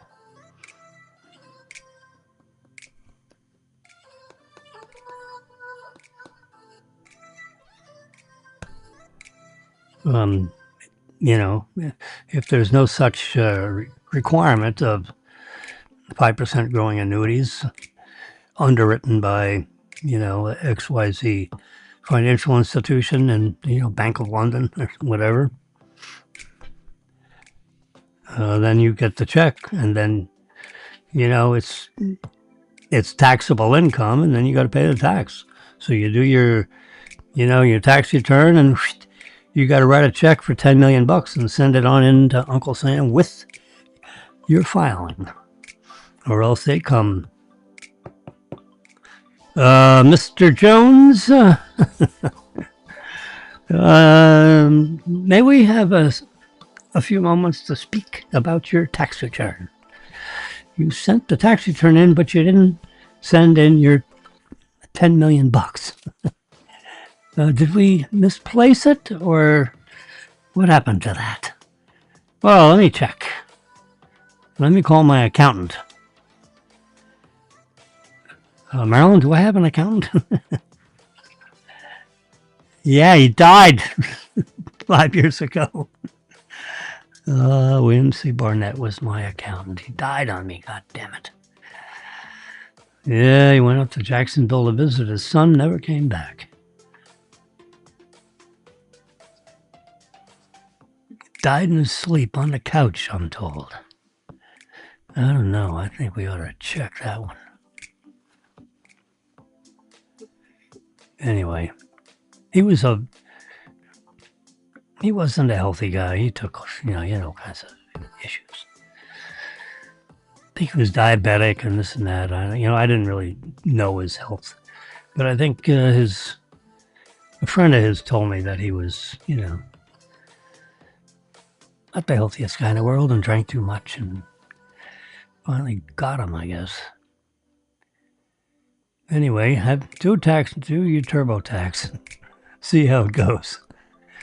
If you think it's not doing it right, TurboTax has a whole, panel of financial people that will support you with the IRS.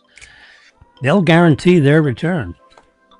Yeah, I mean, I don't know what that guarantee means if they made a mistake, but they'll sue with you or for you or in behalf of you if there's litigation between you and the IRS. And when you're talking about a $10 million payment, you can be sure they're going to sharpen their pencils and make sure they get this right.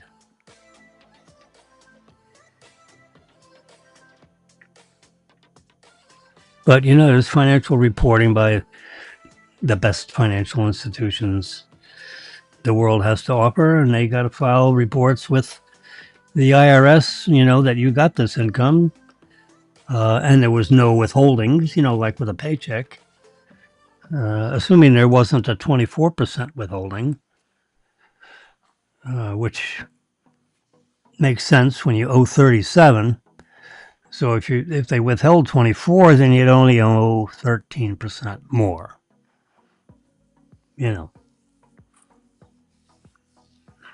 Which is, 2 or 3 million. What's a couple of million between friends? Come on. Yeah. But, when you're sitting with 134 million, that is the amount. Oh, excuse me.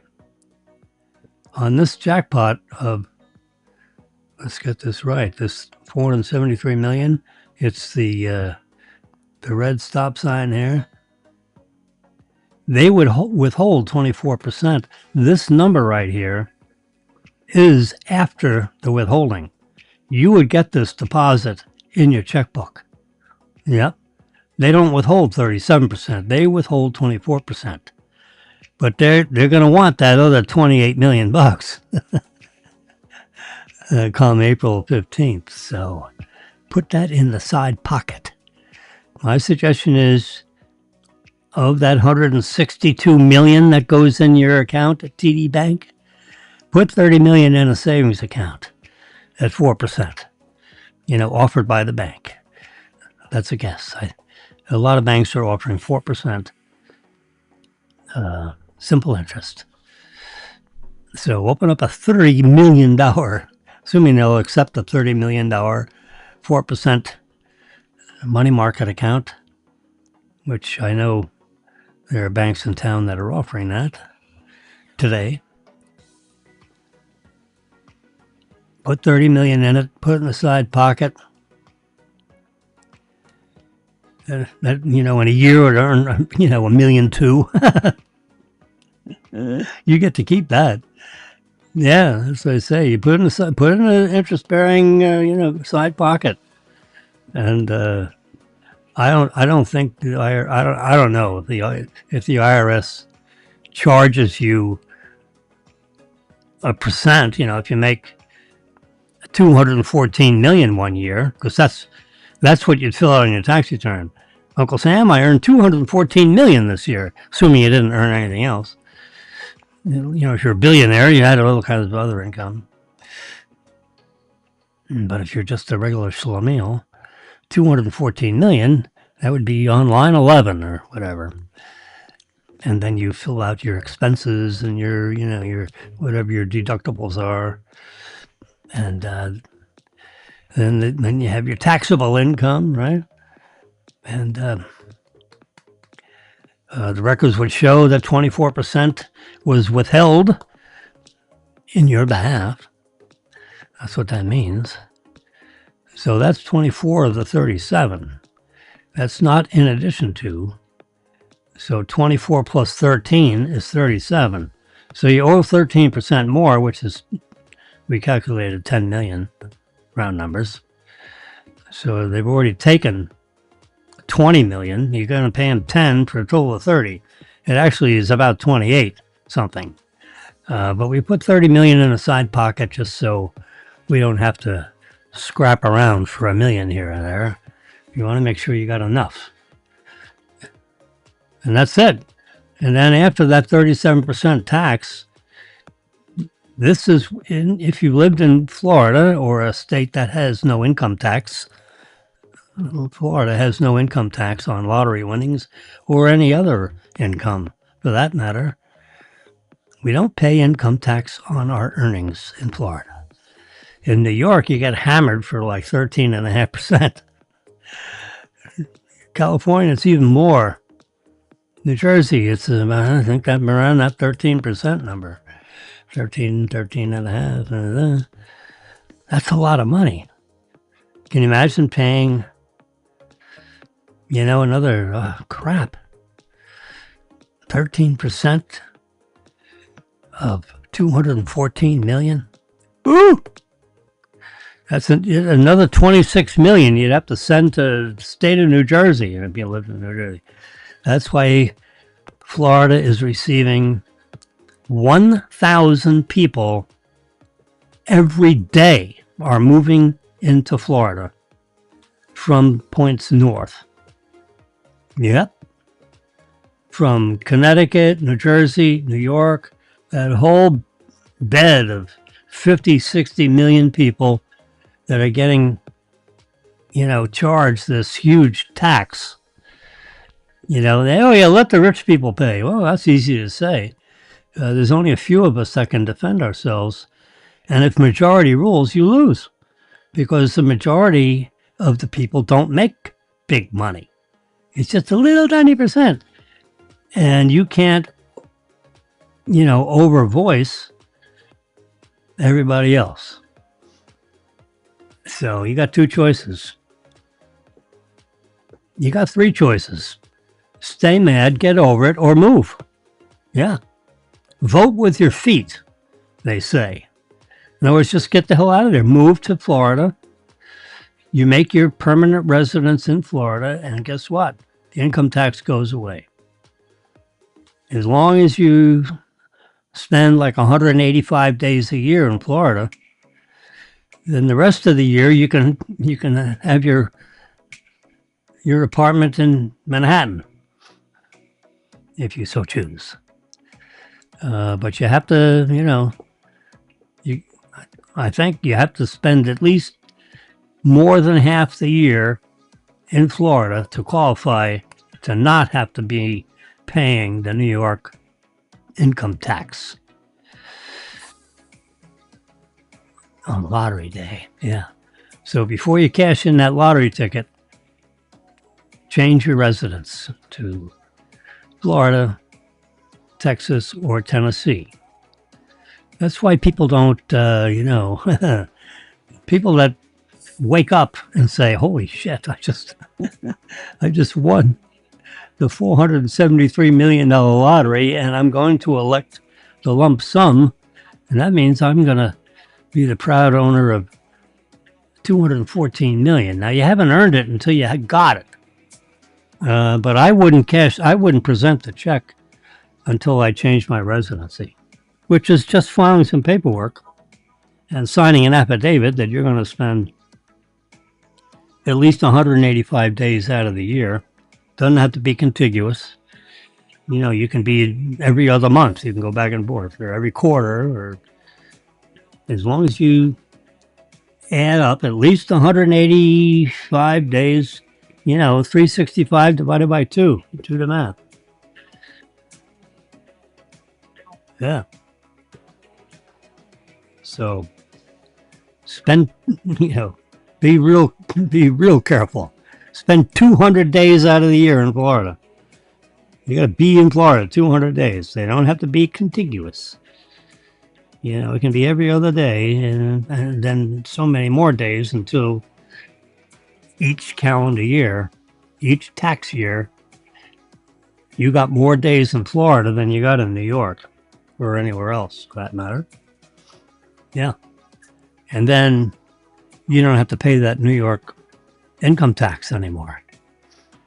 The state tax. That's the killer. That's why Florida. This is Florida. They published this number. It's more than 1,000 people a day are moving into Florida. Every day, 7 days a week. Moving into apartments, moving in by condos, 1,000 a day, all over Florida. Florida's a big state. They already have 21 or 22 million people. But, at 370,000 people a year are moving into Florida. Can you imagine? Because you multiply that by 365, that's times 1,000. You do, 365 times 1,000 is 365,000. That's what it is. So every 3 years, Florida's getting another million people. Okay? So in 10 years, you're getting, 3.5, 4 million people moving in the state of Florida.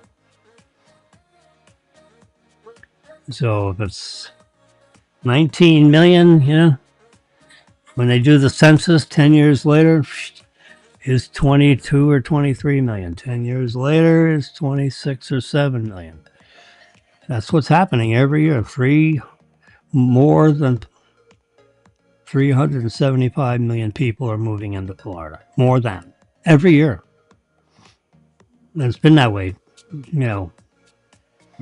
for ever since I've been paying attention to it, which is 10 or 20 years worth. I moved here in 1990 from, New York State. No state tax for me. Yeah, no income tax in Florida. There is no state income tax in Florida, and there is no tax on lottery winnings either, which would be, when you do your tax return, it would be considered ordinary income. Even though it's extraordinary, it's ordinary income. Now, there may be some special form you fill out in that package because it's a big jump and you won't get it next year and you didn't get the previous year. So there may be some special consideration, tax average, when you do TurboTax, it'll go through every known form to man, that's in the current tax code, so that you get the best tax treatment. I know there used to be a thing called income averaging, and you look back over your last 3 years and you compare it to this one big year, and you have to pay the whole 37% on all this because in prior years you never made that much before because it's a big lottery winning. And there's probably a form in the TurboTax or cadre of forms. TurboTax is a magnificent package. I had to start doing it because Bill Barnett died on me. I filed my taxes with a local accountant, and that was, it cost me $4,500, and it was a very annoying experience. I didn't like it. I didn't like the people. You used to having one guy do your taxes for 25, 30 years. And Bill Barnett did my taxes for ever since I got to know him in whenever that was, 1970 maybe. So 1970 to now, a long time, of course he died a while ago. So let's see, 1970 to 20, yeah, it was like 40 years worth. Wow. Yep, he did my taxes for 40 years. He charged me $400. Lump sum. I had some complicated years, income, property, rental, all kinds of stuff. He did it right. And he had the commercial version of TurboTax, for CPAs. So he would buy a, like a $60 module for me. So I'd be his client, and he would buy a $60 module with my name on it and my social security number. He bought, he paid like $300 or $400. I'm making this up. I actually don't know, but I'm imagining he paid, $300 or $400 for the master program so that he could do tax returns on the TurboTax platform. And then you just have to pay $60 per client, to do the individual taxes, no matter how complicated or simple they are.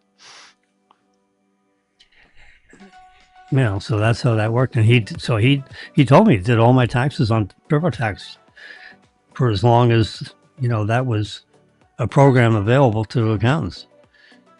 And I don't know, how, I imagine that's quite some period of time.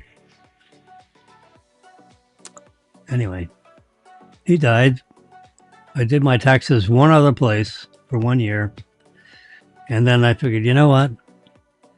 I'm just gonna, I'm a pad here. I can go right now here. Turbo, TURBO. There's the app right there, TurboTax. Intuit. Use a pass key. No, I want more options because I will continue with Chrome. Oh, God. So you got to go through passwords and all that. I'm not going to do that now. I'm new to TurboTax. I'm a returning customer. Are you Brennan Wilson? No, I'm not. I looked at his tax return recently for some reason. So let me put my phone number in here. 561. Let's see what happens. This is live TV, folks, so don't get mad at me. 416-1100. So I do that. So now on my telephone, it's going to say, there we go. Where to go?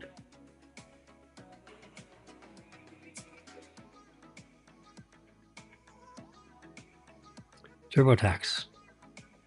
So now I type in the secret number.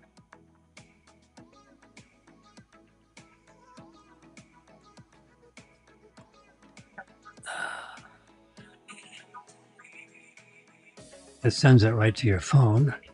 All right, which one of the people you want to talk about?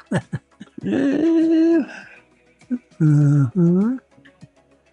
Yeah, James Marilyn Wilson. That's us. And use passkey or more options. All right, we'll just say use passkey. Use Face ID. Yeah, do that. There we go. Welcome, James. Welcome back to TurboTax. You see that right there? I'm going to skinny this up a little bit. There you go. Let's just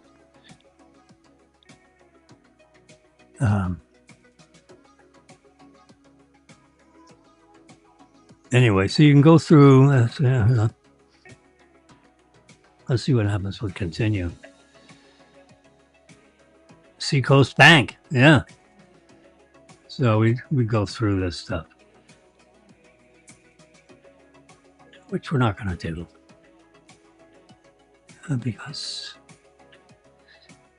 we're not going to do my tax return on national television. There we go. We want to get this away from me. TurboTax. You can do all your tax returns right there in TurboTax. Right up to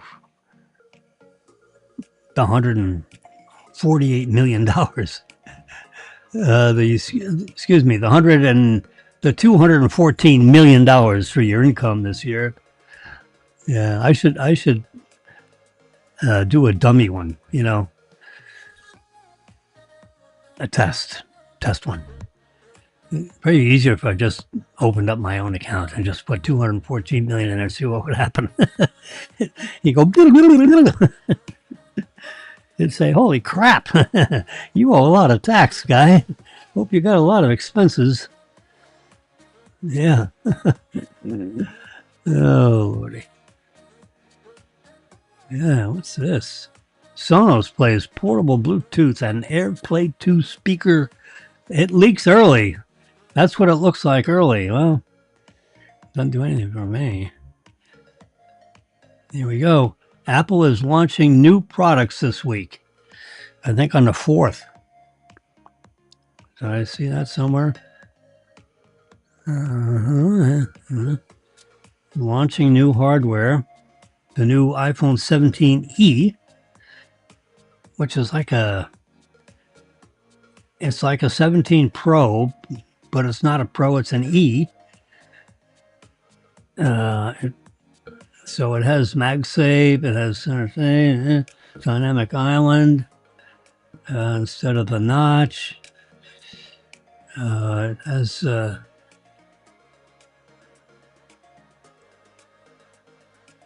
anyway, so that's all we know about the 17E. So on Tuesday or Wednesday, why don't they say launching new hardware? When? Oh, Monday. That's today. Yeah. Remember, today's tomorrow. Tomorrow is yesterday's today. Yeah. Yeah, today. What's the matter with you, dummy? So you see Tim Cook waving to all the loyal fans wherever that storefront is. That's not New York City one. I don't know where that is. He pops in where he feels like popping in. So this is his $599 price point for the 17E. Probably doesn't have a couple of camera things, Probably has 2 cameras on the back instead of 3. Because it doesn't have the 5x zoom, or something. Here's the new iPad Air with the M4 chip. Let's see what kind of chip I got on my thing here. This is live television. I'm going to hit about. I have an M5 chip. How about that? They got M4 chips. I have a better chip. This iMaPad right here, it's a real thin one. It's 5 millimeters thin. It connects magnetically to the Magic Keyboard, which is a keyboard just like you would get on the world's best laptops. And it connects with 3 little dits on the back that magnetically connects to the 3 little, see the 3 little dit marks right there?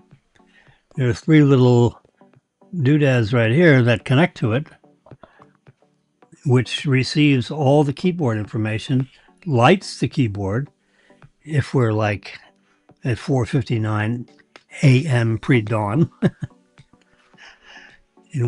in 30 seconds at 5 a.m. I don't think it's pre-dawn anymore. I think it's just dawn. It dawned on me. Yeah. So here you go. See here, MacBook Pro with the M5 chip. Because this iMaPad has an M5 chip. See? This was a result of an insurance claim because I had insurance on the iMaPad. Paid $2,100 for a really good iPad like 3 or 4 years ago, and the battery wouldn't take a charge. So the thing was like deader than a doornail. Couldn't get it to take a charge. It said the battery was dead, empty. So I tried that 4 or 5 times. Couldn't come up with any reasonable answer for that.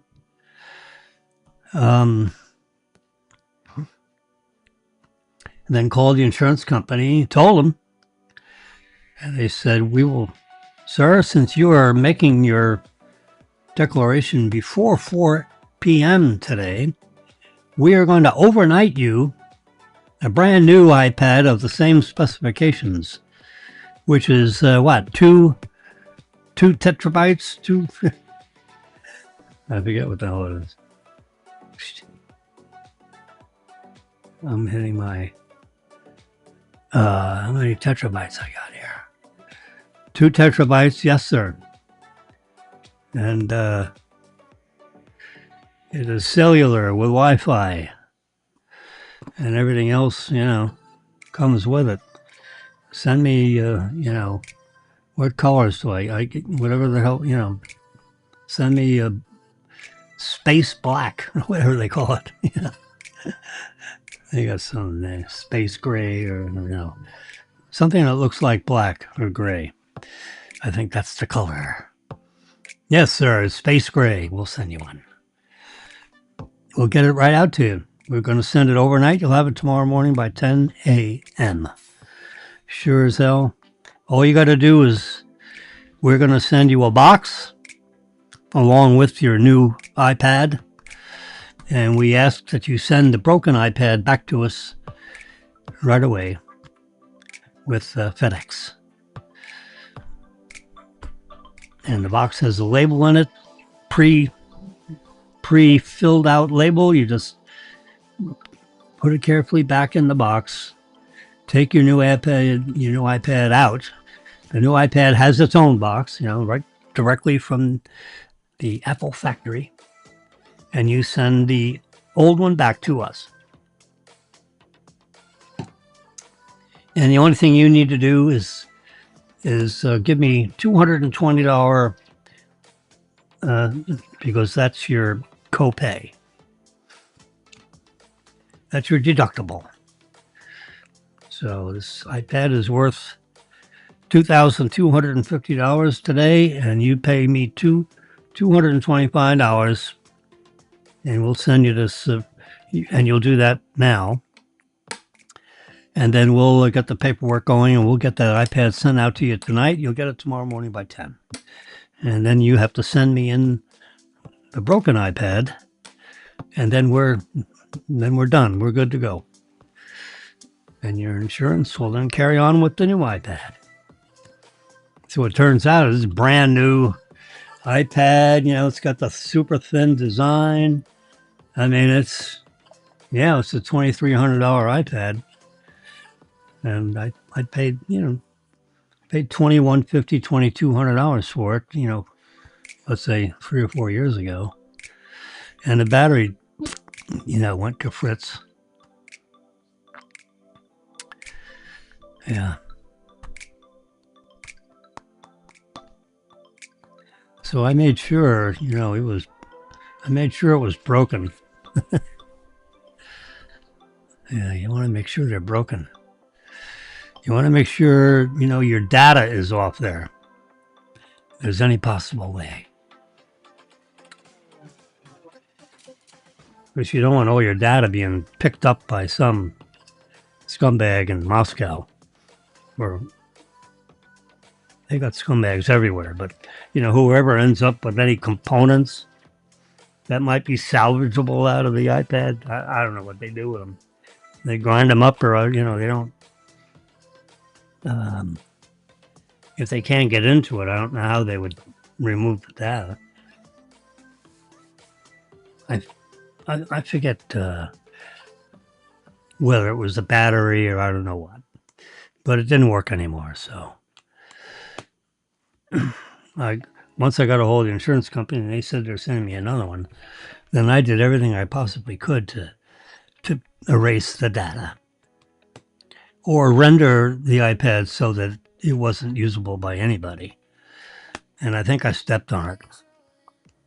Put a bend in the whole iPad. So when they got it back, it was bent. Yes.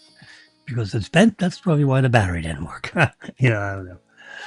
But you want to do the best you can to make sure your data is been abstracted from that device. Now, if it just died and you can't get back in it, the only way you can try to help prevent, prevent the fact that you have data in there is to like bend it, break, step on it, run over it with your car, make it so that no one can open it. The chipsets, run right down the middle of it. So if you want to ride your car, run it right over the middle of that sucker. Put a rock on it. Put a rock under the iPad, a small rock, and then run over it with your car. And that would put a dimple in it that would end up cracking the whole chipset in the middle. It's dead. The insurance company knows it's dead, so they're not. It's not fixable when they're dead. So I would do something so if you couldn't erase your data, then make it so that no one can use it. And that usually means put a bend on it. You can bend it on the edge of, the corner of a bookcase. Just lean on it and bend it. You put it, break the screen. That's okay. They don't expect them to be in working water. You told us it's dead.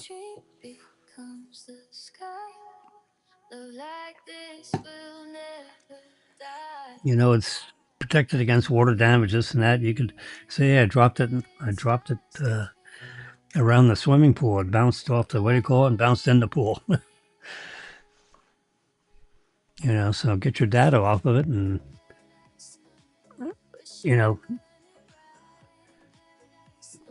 soak it in your sink with some salt. Really. And then put it in a baggie, all soaking wet. And then ship it in a baggie. When you call the insurance company, say, hey, it fell in the pool.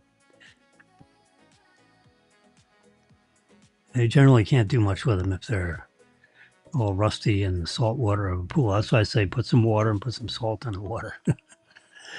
You got to use your head. You're trying to protect your data. Your data is very important. All right, I'm going to open up my spreadsheet to make sure that sucker's still working, so I don't have to worry about that. And I have my duplicate. Yeah. 473 rollover. Here's my new one.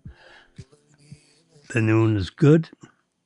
We've added up the whole row. See, $41 overpay. Yep. If there was something wrong, that would have a different number there. Yeah. Yeah, everything looks good. We touch here and go just around like that. And that should look like that one. It does. Except we left off at a different number of weeks showing. Usually we like to show 2 weeks worth of, or two, not 2 weeks, but 2 drawings worth. There you go. We're starting a new month. I think I calculated what's a Friday and what, because it's Friday, Tuesday, Friday, Tuesday, Friday, Tuesday. So, you know, I went through June 2nd. Yeah.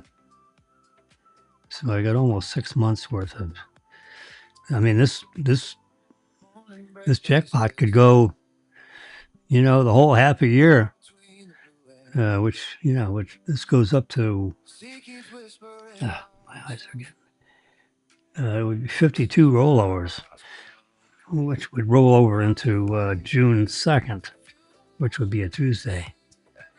See, then I got to copy that to that and put it a Friday and copy that to that and make it Tuesday, Friday.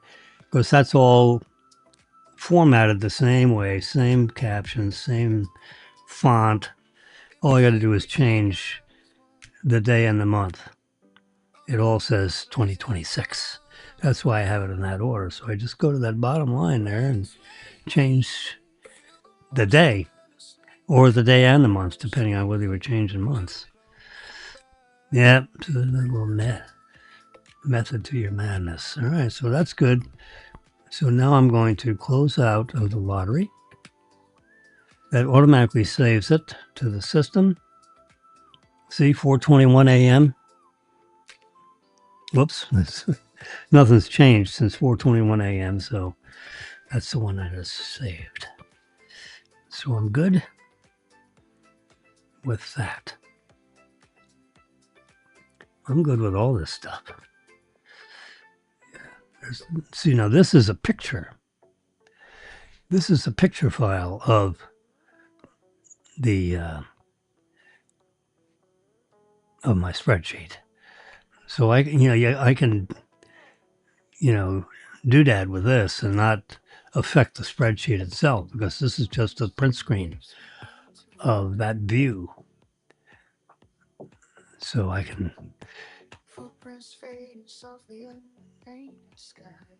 one of these, see, I've got 2 views. Yeah, this one shows 2 payments. I'm sorry, 2. You see where it's 7,000,004 down there, and then 7,119,000. So it shows the first payment and the second payment. This one only shows the first payment. If you're not interested in the annuity, you don't care what the second payment is. But with this view, you can decide. Would you actually want the annuity? You saw it goes up to almost $30 million for that, the 30th payment. It starts off at $7,000,001 and goes to 4 times that, $29 million. That's an income, right? You take that annuity, you don't have to worry about blowing it all in one bad investment. There's so many of these lottery winners that end up broke when it's all over, which is terrible. You win that $134,820,000. My suggestion is take $50 million and put it in an interest-bearing account and live off the interest. Just think of that. 50 million is a lot of money. There you go, 50 million times 0.045. Let's just say 4.5% interest. That's 2 million too. You can live off 2 million too. Divide that by as ridiculous as this is, 24. That's a $93,000 paycheck every 2 weeks. Twice a month. The 1st of the month and the 15th of the month. You get, sir, your $93 million paycheck has just arrived. We have just credited your account with $93 million in interest. Excuse me, $93,000 in interest. I get so mixed up with my millions and not billions. Yeah. So with that $50 million deposit, you don't touch the $50 million. You're going to get $93,750 on the 1st of the month and on the 15th of the month. Okay, twice a month. That's 24 payments. That's $2,250,000 annual interest. So your last couple of checks, that's what you'll pay Uncle Sam, or you'll pay. Remember, you got $134 million. So you have another account, to pay your taxes on the interest on the. Because remember, this $134 million is after tax, after federal tax. It's 5:15. So when you do your tax return the year after this one, now you put $50 million in an account that's earning. You're going to pay interest. You're going to pay a tax on the interest money. Yeah, you'll have taxable interest. That $2.2 million of interest will be taxable. At whatever percent. Could be 30%. 25%, or I don't know, depending on your expenses, your qualified expenses, and if you have any. So taxes aren't 100%. So you get $2.2 million in interest. You got, you pay your taxes out of another account, because remember, you got $134 million. You took $50 million, put it in that side pocket to earn you interest, which you're going to eat off the interest. And then, you have another account, to pay the taxes on the interest. Leave that $50 million alone.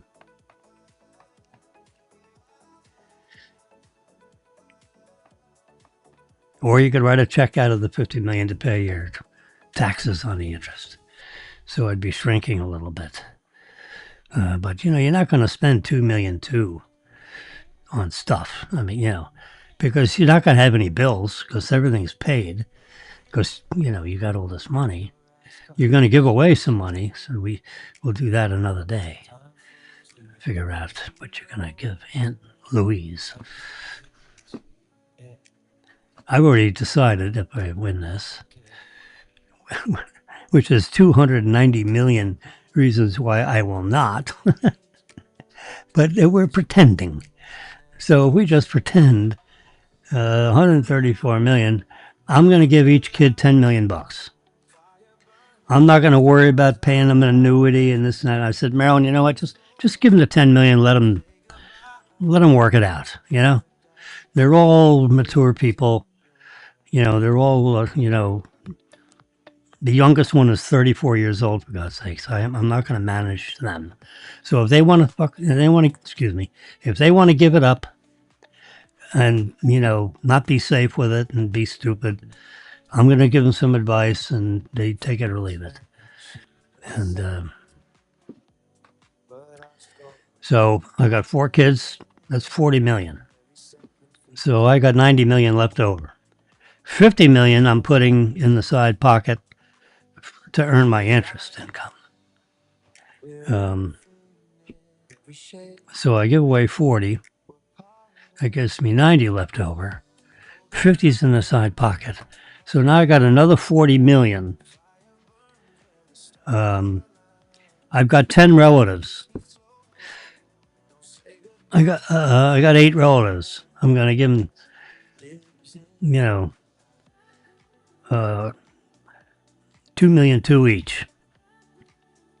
That's another 10 million. So that 40 becomes 30. You know, that's it. There's no one else to give to. This is, you know, I give some charitable money, you know, sporadically as I see fit. You know, that's, you know, so you got 30 million to play with. Yeah, I figure, you know, like, well, let's go find a nice $10 million condo inside the Boca Resort property, for example. So, you know, we'll gradually move over into that apartment. You buy some new stuff, or the stuff, you move it, you know, whatever. It's nice. I like all this stuff. Needed new couches because the cats have killed the couches with their nails. They pull on it and they got holes in it everywhere. You know, claw marks. So I get some nice new couching, but all the wood stuff is nice. I mean, if you're not picky about it, you can refinish the tops. That's easy to do. You know, you get people to do it. You know, let's get ourselves a nice 4,000 square foot apartment inside the Boca Hotel property. So it's a very secure, gated area. And we got all kinds of restaurants and bars we can go to in the resort property. We can go out into town. You know, we've lived here since 1990, so we know all about Boca Raton. You know, you can take your car or take an Uber out of here and go have dinner and then Uber back or take your car back.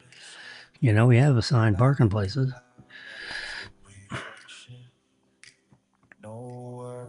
Rather go in our own car so we don't get everyone else's cooties.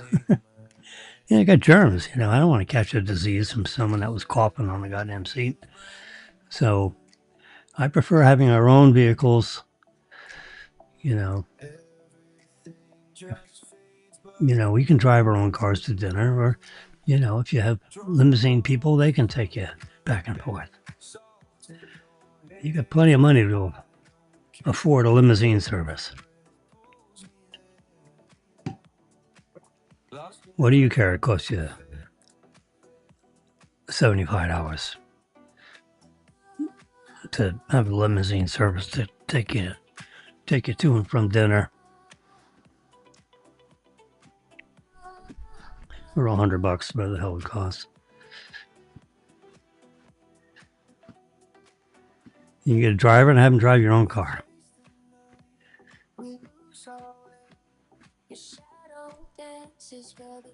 It's not a big a deal. Drive our own car. Get a Tesla, and you can have the car drive it home for. I'm gonna tell you a secret. That's not a secret anymore. But Marilyn and I went out to lunch one day a few weeks ago. We went to Houston's, and we were sipping a very nice Sauvignon Blanc, nice cool white wine, and I had 3 glasses of wine, and you know, I was not 100% Copus Mentis. You know, you could tell, you know, when you have, at least for me, when you have 3 glasses of wine, you know you've had a glass of wine, as opposed to iced tea. So I said, you know what, Marilyn? I'm going to turn on the full self-driving and have this car drive us home because I'm impaired.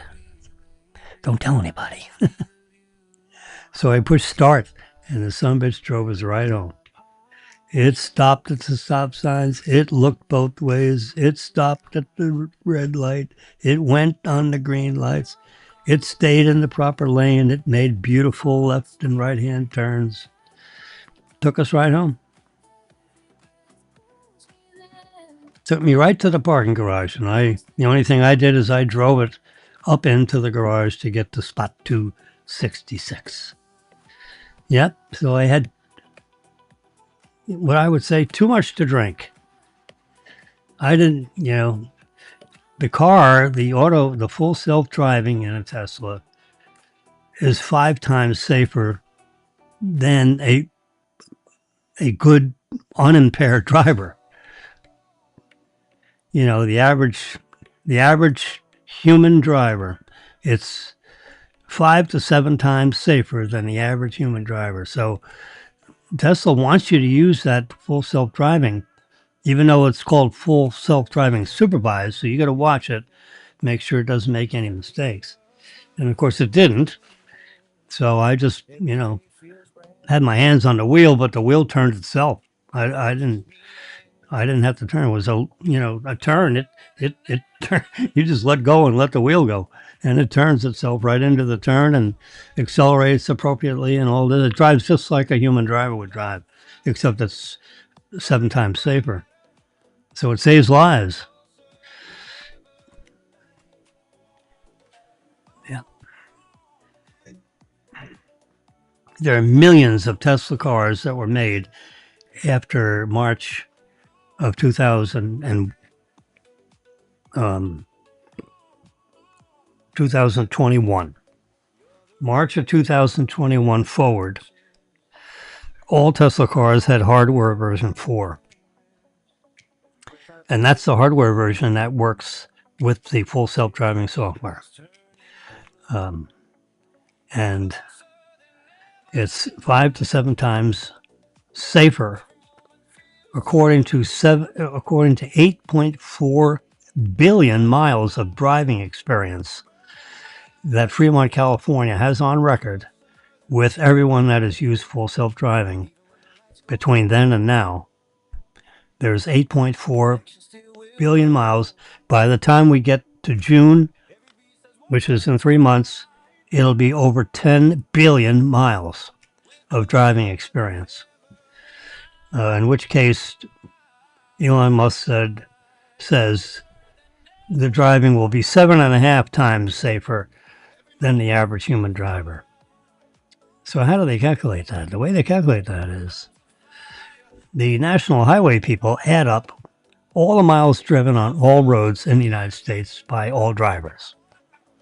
And they divide that by the number of accidents, $1,000 or more accidents. And when you divide one by the other, the average human driver has an accident every 660,000 miles. Every 660,000 miles of cars driven all over the roads, all over the country, every 660,000 miles, there's an accident of $1,000 or more in value that's filed with the police department and insurance companies and so forth. If full self-driving is activated, there isn't an accident but every 5.8 million miles. So when you divide 5.8 million by 660,000, that's where you get that 7 or 8 times safer business. That's how they calculate that. Let's calculate that. So if we take, 5,750,000. That's the number of miles between accidents with the computer driving the car. And we're going to divide that by 660,000. There we go. Right number of zeros equals 8.4 times safer. Yeah. That's the number. So if you let the computer drive the car, it's 8.5 times safer than if you drive it yourself. So what's not to like? Let the car drive. Oh, I like to drive. Well, so fine. If you like to drive, drive. But if you'd rather just sit there and let the computer drive the car, push the button. What's not to like? It'll take you right to the front door or take you right into your parking spot. It is now equipped to take you to your spot in your parking garage. Yeah, you just have to tell it where it is.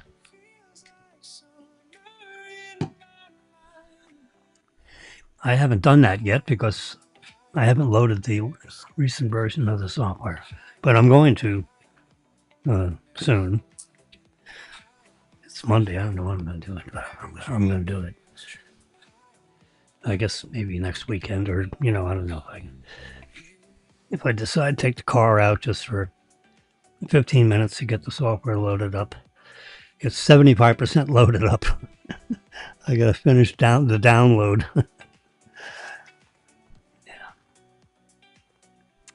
All right, sports fans, it is. I've been talking on this episode, as you can see, for 3 hours and 21 minutes and 16 seconds. Yeah, time's up. I've actually the music, my background music, Epidemic Sound Instrumental, is over 3 hours in duration, and we've used it all, and it's now gone into a couple of the other music episodes that are royalty free. All right, I'm gonna see. I have to go to my my photographs. Whoops, get rid of this. Photographs, yeah. Photographs, full screen. There we go. I'm gonna go here.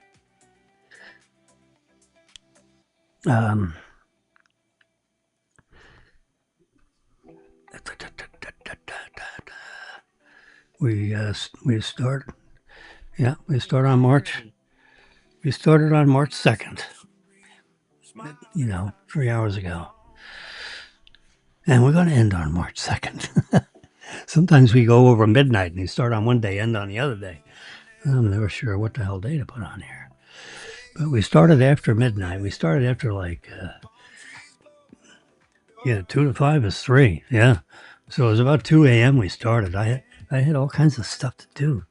And by the time I was ready to talk to you guys, it was 2 a.m.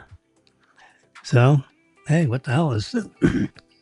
It's either a late night edition for you people that couldn't get to sleep for some reason, or you got insomnia, whatever, or you woke up early and you could pick up my broadcast. You can start. It has a beginning, so you can go right to the beginning and start over. You just can't argue with me on the text messaging. Just it wouldn't be live. This is YouTube Live. So if you tune in on now, you could be listening to me live and say hello. You can text me right into my cell phone, 561-416-1100. Be there or be square. And you know what? I don't know what the hell I'm going to do. I'm going to stop doing this because you probably heard enough of me. And so I'll end this and maybe do another one tomorrow night. Or I don't know. Tomorrow night is Mega Millions night. So since I'm on the night wave here, I'll tune in again at midnight, tonight, which will be tomorrow, and report to you the Mega Millions draw, and then I'll tell you if there was a winner, jackpot winner or not, and all this kind of stuff, and put it in my spreadsheet if there was, and because then if there is a winner, then the next draw starts over at 50 million again. Yeah. Then it goes 50, 60, 70, 80, 90, 100. And then after 100 million, I don't know what it does. Does it go up 10 million? It goes based on the number of people that buy tickets. So I don't know if it goes up 10 million each draw for the next, 10 draws or whatever. But I remember I went to like 110, and then I went to 117. And, so after 100 million, it started to go on its own. It's up to almost $500 million now. So this lottery should get some attention. $500 million is a lot of money. 480 million? Are you kidding me? Woo! You got a $200 million net present value. 214 million. That's what it is. Yep. Tonight. I mean, tomorrow. Tomorrow night at 11 p.m.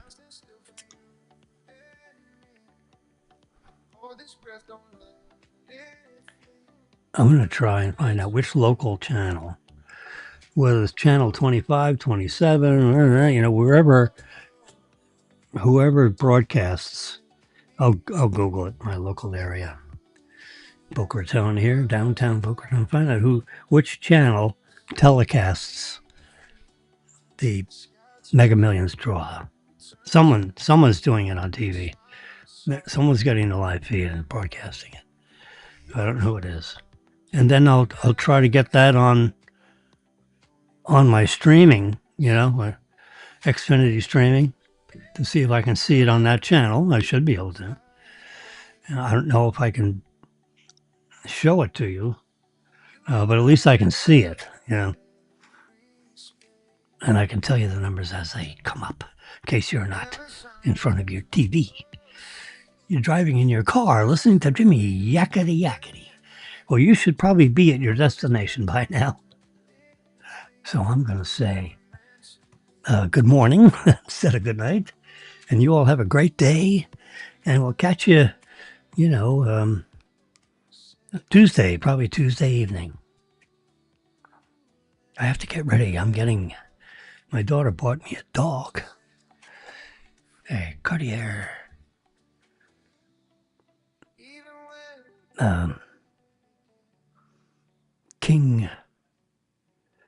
King Charles Spaniel. That's what it is. It's a King Charles toy spaniel. It's a toy size. It's a little one. It'll get, adult weight 16 pounds or less.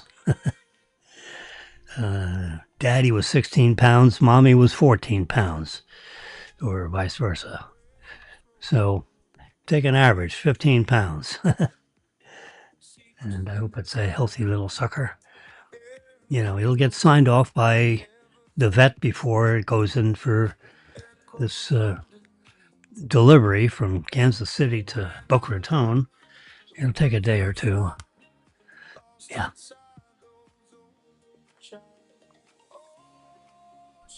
Bye-bye. Let the world dissolve again. Every breath a gentle spin, where your love begins. Oh, oh, oh, oh, oh.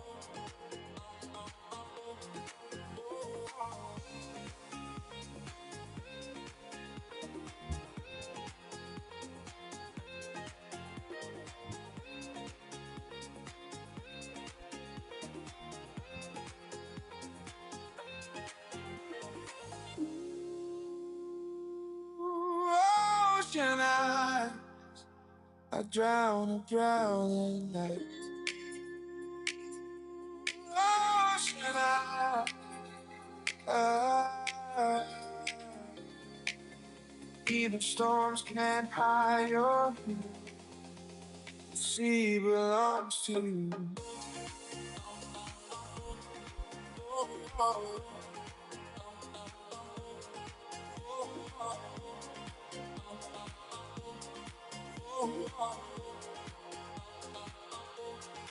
oh, oh.